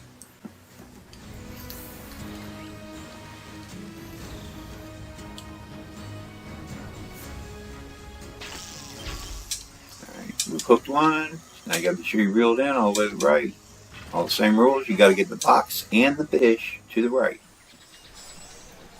See old boy again. Now we need to chase away the pirates. Once we lure them out of their hideout, they won't stand a chance against you. Go talk to Zera, who's working on the next part of our plan. Okay. He's right there. Thank goodness. I didn't have to go far. I prepared a stone bowl at the south of the harbor. Are you ready? Yep, let's go. Follow me. We're going south. All right, so we follow him.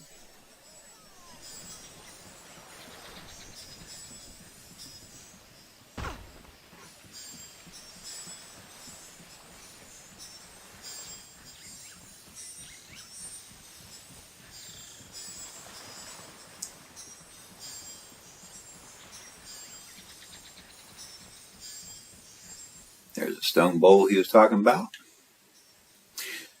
Before I talk to him, I had mentioned very early in the video, I recommend that before you even start your fishing, that you go ahead and get to level 65 anyway. Enjoy the rest of the game. Then start all the fishing stuff. If you're doing these fishing quests and you're not level 65, when it comes to something fishy this way comes, I recommend you wait till you're level 65 before you do this particular quest at least. The other ones, no real danger. But the fighting we're getting ready to do here, if you're level 20-something, yeah, it's not going to go very well. You're not going to be happy. So, at least for this one, if you've already done all other ones at a lower level, wait till you're 65 to do something fishy this way comes. Because I'm now beginning to remember exactly what happens with this one, even though it's been quite a while since I've done it. All right, now let me talk to this guy. Place the funky fresh fish in the bowl. Got it. Before I do that, I'm going to go ahead and activate a few little buffs here. Obviously, when you do the cooking, you can see all the different kind of food buffs you can create. Matter of fact, I want spicy. Spicy will give me crit plus a bunch of stuff. Hot will give me power plus a bunch of stuff. She actually has a bunch of crit stuff, so I'll give her some extra power. And Clover bravery. I think it's all I need. 1, 2, 3. Okay, I have all the buffs. Yeah, if you're doing this, get your buffs and everything ready. And I'm probably going to embarrass myself because I have not played this archer for a while, and I basically haven't played her much at all, so I don't even remember what all of her attacks and junk were. I think that does something. I think that does something. I don't even remember. Find out here. Alright, now I'm standing next to the bowl. I'm going to hit A to activate the bowl, so I'll put the stuff in it. Hope I can remember how to do some of these things.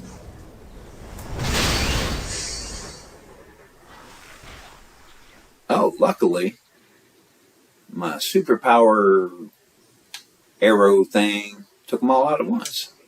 Sometimes you may be fighting them for a while if you don't have a superpower kind of thing. It worked. Quick left to the captain. I'll be right behind you. Oh, Lord. Go to Jerkin and Cutthroat Harbor. Okay. And I actually activated my pet by accident. I clicked the wrong button. Sorry.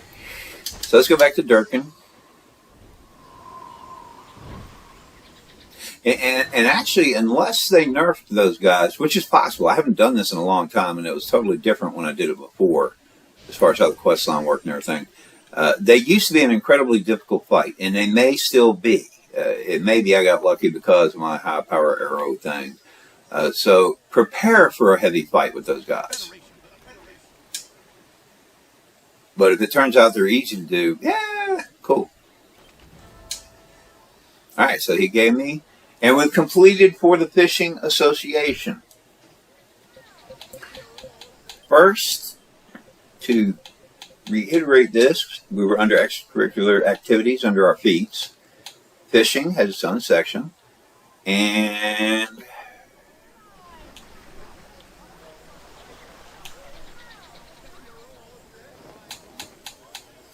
we just completed for the Fishing Association. To complete for the Fishing Association, we first had to do those 6 quests that are listed right there. The first 3 quests were kind of easy to find because we started at Highwatch, we followed the quest line, but then after the 3rd one, it kind of breaks apart. they have these individual yellow quests now to where you don't even know the quest exists unless you happen to go to different fishing holes and see the little quest marker or whatever. It's not like it used to be when they first came out with this. They had one red quest line where all the quests were listed under there. Some of them you had to do sequentially. You couldn't do it till you got the next one. But then some of the ones, especially with the bass, you could skip them and come back to them later. It was a lot easier then. Now they've made it difficult. But if you go in here, this particular one for the Fishing Association feed will show you at least what the quests are that you have to do. Finding out where they are is difficult, but if you watch this video, and I'm going to break the video down at the end when I get it posted, so you should be able to go straight to that section if you missed it. But the big thing I wanted to show you is the reward is a title, Fishing Association Honorable Member. You actually get that title for completing the For the Fishing Association feat, which is done by completing all 6 of those quests. Now, if we go up to our titles, we already had Fishing Association Recruit.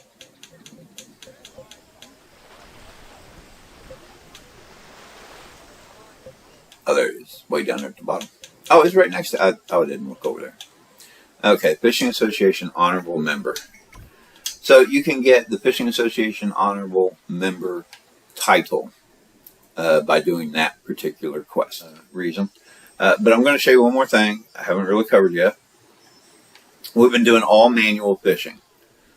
So there is auto fishing. I mentioned it before, I didn't actually show you. Real simple.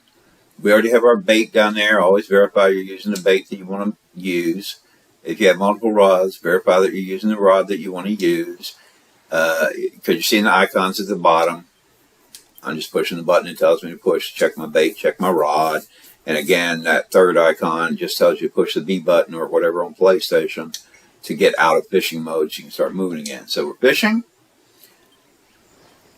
I've already shown you all the manual fishing that we've been doing. Cast it. Now you see at the bottom, it says I hit the Y button to start auto fishing. It'll give you a different button for PlayStation. So I just hit that. Boom. Auto fishing activated. Done. Now I can just kick back, chill. I can go make dinner and do whatever I want. Just got to check my controller once in a while to be sure it doesn't go inactive, and then maybe the console will shut down if I go away too long, without any interaction. So I'm just going to wait till it catches it, because I'm not touching the controller at all. I actually set it down. Auto fishing is auto fishing. It's fishing for you. If you use auto fishing, you will never catch a bass. Auto fishing will only catch regular fish based on the level of your rod and the type of bait you're using. So you will get 2 or 3 different kinds of fishes. You will never catch a big butt fish, a BAF, a bass with auto fishing. It does not do it. You have to fish manually to catch bass. It's not going to automatically, it's going to make you work for it. Because you saw how difficult earlier it was to catch a bass as compared to a regular fish. It's not just going to give you those bass. No. You got to work for those. So remember, if you're auto fishing, don't count on any bass. But auto fishing is a good way to go ahead and be busy doing something else, in the real world while it's auto fishing. And then once you've caught you some fish, go take those fish to the fishmongers and sell it for some profit. Or break them down the way I showed you to make the fish fillets. Just dismantle the fish, go to the fish menu, hit that little left joystick. It'll show you right on the screen to dismantle. And the process is exactly the same as when you were dismantling gear, when you were trying to level up and you were creating those relic shards and relic fragments. Same exact process. And I showed you earlier the process. So if you just need to catch a bunch of fish but you don't feel like fishing, just put it on auto fish if you're not looking for bass. But if you're looking for bass, you're going to have to work for it. You got to do the manual fishing. And you can see auto fishing takes a lot longer per fish to get hooked. You saw the time frame. Sometimes it seemed kind of long and tedious for us to hook a fish when we were manually fishing. When you auto fish, it takes a lot longer in between fish. So say you've got an hour available in the real world, and you're like, oh, let me do some fishing. I'm going to catch some fish because I need to create some fish fillets to make some crates, or I just want to sell some to the fishmonger to make some money or whatever. During that 1 hour, if you can sit there and manually fish, you will catch considerably more fish than you will by auto fishing, because the auto fishing makes you wait a lot longer before it even hooks a fish, because it's doing the work for you. You're not doing anything. My controller is literally sitting on the couch next to me. I ain't even touching it. There you go. You saw that? You got a squid. We got 2 angler tokens. We got our squid feet, because we've never caught a squid before with this particular character. I did not do anything. The game landed the fish for me. I didn't have to do anything with my controller for auto fishing. But again, it's not going to give you a bath. If you want a bath, you have to manual fish. You have to work for it. The game's not just going to give you those. But again, you got too many other things around the house to do or whatever, but you do want to try to catch a few fish. So, settle the fishmongers, break down to fish fillets, do whatever you're going to do. And now to stop auto fishing, obviously I hit the B button down at the bottom there, or whatever PlayStation tells you to hit. Now I'm going to exit out of here, because I just wanted to show you the auto fishing, how it works, so you can see how much longer it takes to hook a fish. But you don't have to interact at all. It lands it for you. You don't deal with reeling the fish in or anything, and that part's just automatic. Under Feats,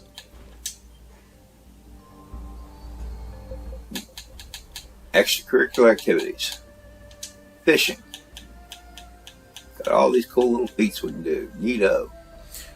Some of these, like cleared Celsian Lake Fishery, you do that by getting a yellowfin and getting a streaking eel.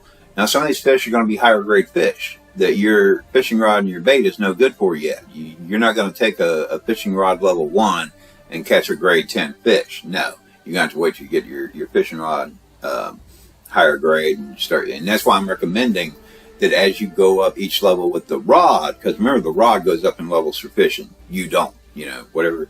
You can actually pass it to each of your other characters if you have multiple characters. Drop it in the bank, the other guy picks it up, so that you can get to each level and get all these extra feats. Unless you just don't care about anyone except one character getting all the feats, then that's on you. But what we're talking about now is cleaned Highwatch Pond. This feat you can get, and you get a title called Sanitary Worker if you complete it. Highwatch Pond, you have to catch each of those individual items, and you can see it's books and stuff. World's Funniest Jokes, World's Funniest Joke. There's a fishing license, some kind of owner's journal, whatever. Because you've got a bunch of nasty people running around Highwatch, probably Dougal, he's probably dropping stuff in there, whatever. People dropping junk in there, so you're actually fishing junk and books out of Highwatch Pond. Now, where the heck is Highwatch Pond? Well, it's not where I originally thought it was, because there actually is a pond in Highwatch. But that wasn't it. I had to actually go research online to find out how to get, because the pond that does exist in Highwatch, that's not it. You can't even fish there. It's not a fishing hole. And it is very, very, very, very, very close to these fishy people over here, the ones that we started our quest line with. Well, not quest line, but broken up tiny pieces of questing, or whatever you want to call it. Now, this, like, fountain or whatever the heck it is here, this little piece of water, this is where people have been dropping their trash, and you're going to help them clean up the trash. Now, if I go fishing and I'm looking straight at that thing there, and I'm like, whee, let me do a big long cast, get it out there. Oh, I'm out of the fishing area. Let's try a quick drop. I'm still out of the fishing area. I can't cast it. I have to be sure that my character, let me get out of something angled, right? My character needs to be angled so that I have a little bit of water, like some room to actually do at least a little cast. It might work this way as well. So now I need room to cast. And for this one, it doesn't matter what bait or what rod you're using. Any level rod, any bait will work. In fact, I don't have enough. I'll go to bait 2. that should be enough to catch them. If not, I'll just use other bait. I'm just going to go back to the rod that we had. Where'd it go? Oh, Ash Sapling Rod 2. Level 2 rod. We already had that anyway because that was just part of the natural questing stuff. And I'm just going to use some bait 2. It doesn't matter what bait you use. Bait 1, bait 2. The only reason I didn't use 1 is because I only had 3 pieces left. And I wanted to. Now, I'm going to try a long cast first. Ta-da! Out of fishing area. Dag nabbit. Let me try to drop it in. Out of fishing area. Let me try to sort of kind of... Oh, it says you're fishing. I'm sorry. Okay, so a short drop. But you have to be sure that there is at least some water ahead of you to at least do a tiny cast. You're not going to do a long cast. You're not going to be looking straight into the concrete thing across it. Angle yourself either way, just like I showed you the one way, you can angle this way. So you at least have a strip of water ahead of you, big enough to at least do a quick drop cast. All right, I'm going to pull in the fishy, or book actually. And this time I got World's Funniest Jokes, Volume 2. I got one of those. And any of these books you get, you can go into your quest menu up there, the thing that looks like a book. World's Funniest Jokes, Volume 2. And you can sit there and read the jokes. I'll let you read them. I'll slowly scroll down. Alright, so that's World's Funniest Jokes, Volume 2. We caught that out there because some nasty people didn't just throwing books in the water. Alright, and then we go to the next page, still more joking. And it says next page 1. So any of these things you catch, just for fun, if you want to go into your quest menu, you can, and you can read them. Some of them kind of funny. But you don't have to. But you do need to catch them to get that one feat that I was showing you. And again, I'm going to just do a quick drop in the water. Because a long one won't work. It'll go way over and it's not going to work. Now I'm going to start auto fishing. You can literally, if you got it in there, in this pool of water, you start your auto fishing. You can walk away, go make dinner, go out on a date, whatever you're going to do. I don't know. You know, of course, you got on a date. It's only going to last so long before the controller shuts itself off, and then the console shuts itself off. So you do at least want to keep an eye on it every couple of minutes or so. Just bump your left or right joysticks just to keep it active, you know, so it knows you do. But you don't have to actually fish. You can do the auto fishing like that. Matter of fact, I'm going to let it sit and catch the next item. We already caught one item through manual fishing. Now we're going to catch another. And I'm not going to go through all these because it is random number generation, RNG. So you saw how many of those different items we have to get. By the time we're done with all those items, we may have 3 of this one and 4 of that one. It can take you a while, which is why I personally recommend auto fishing. And the only reason I'm waiting for this next one is just to show you that auto fishing does work. But as already explained, the wait to hook something on auto fish is a lot longer than it is for your manual fishing. And I really wanted to get that other title, the Big Butt Angler. I think that was what it's called. Most of my characters have it, but I think since they switched how the quests work, and it's no longer one long continuous red quest line, it's now a broken up mess of secondary yellow quests. I guess you can't get that title anymore. I may be wrong. If it's still possible to get the title, I can't figure out how to do it now. Someone please leave a comment down there if it's still possible. But don't go by the old red quest line. That's no longer in effect. It's gone. So if you think, oh yeah, here's how I used to get it. Well, I got a whole bunch of characters who have it, but I don't think I can get it on characters who don't already have it now, since they screwed up how the quest line works for the fishing. Yeah. And like I said, I even went through the list of titles. I didn't see it, although I could have just not noticed it when I was trying to go through them. I was trying to be careful.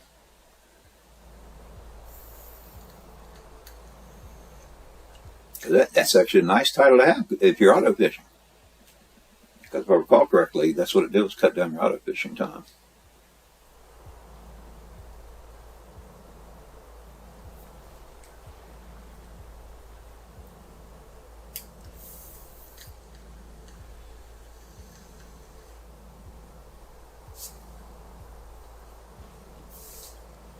Again, auto fishing. Takes a lot longer to hook something than it does manual fishing. And you saw automatically it just pulled it in. I didn't have to deal with reeling or anything because I'm in auto fish mode. And it got me another book. And now what I'm going to do, I'll probably do some auto fishing and some manual fishing. I'm going to get all the items, but then when I do the final edit, I'm going to skip the rest of the fishing until I get to the very end. Just so I can show you all the items, and then we can actually get that feat completed. So, yeah, I'm going to do a fast forward.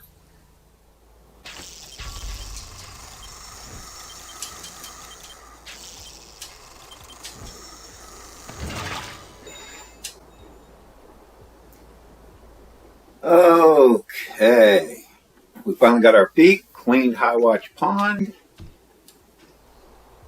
because we caught the last item we needed. Again, we're going into Feats, extracurricular activities, fishing, own section.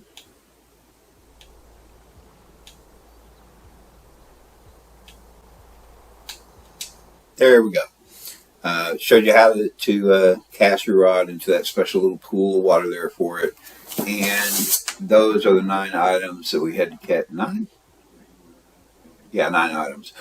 And when I was doing it, like I told you before, and I know I just get, and we got the title Sanitary Worker from that. So if I want, I could go up to my titles.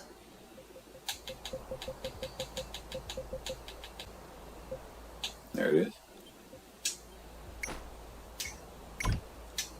And now I can be a sanitary worker if I want to, running around here, you know, looking all cool, my neato little title. Okay, I believe that we have covered pretty much everything. Oh, I just want to show you real quick. What I was telling you before, those items, you can go read them if you want, because some of them are kind of funny. And they're in my quest items, which looks like the book up there. That was the last one I just caught, a Runic Expeditions to Ungi Thor. But if you look, World's Funniest Jokes, I got 8 of those. I got 6 of these. I got 5 of those. I got 4 of those. 7 of those. 4 of those. 4 of those. 5 of those. So don't expect this one to be real quick. It'll take you a little while. You can either do manual fishing, or as I said before, you can do auto fishing. And it will still catch all those books for you. It takes a little while. It's not quick, but it doesn't matter what level you are, what level your rod is, what kind of bait you're using. You will be able to catch those. So, and that's one of those. It's easy. It just takes a while. So if you want to get that feat completed, you can do it at any time once you've got your rod and some bait. So I think I've covered everything in this video. I hope some of you enjoyed it. Hopefully some of you have learned something. And until next time, happy fishing.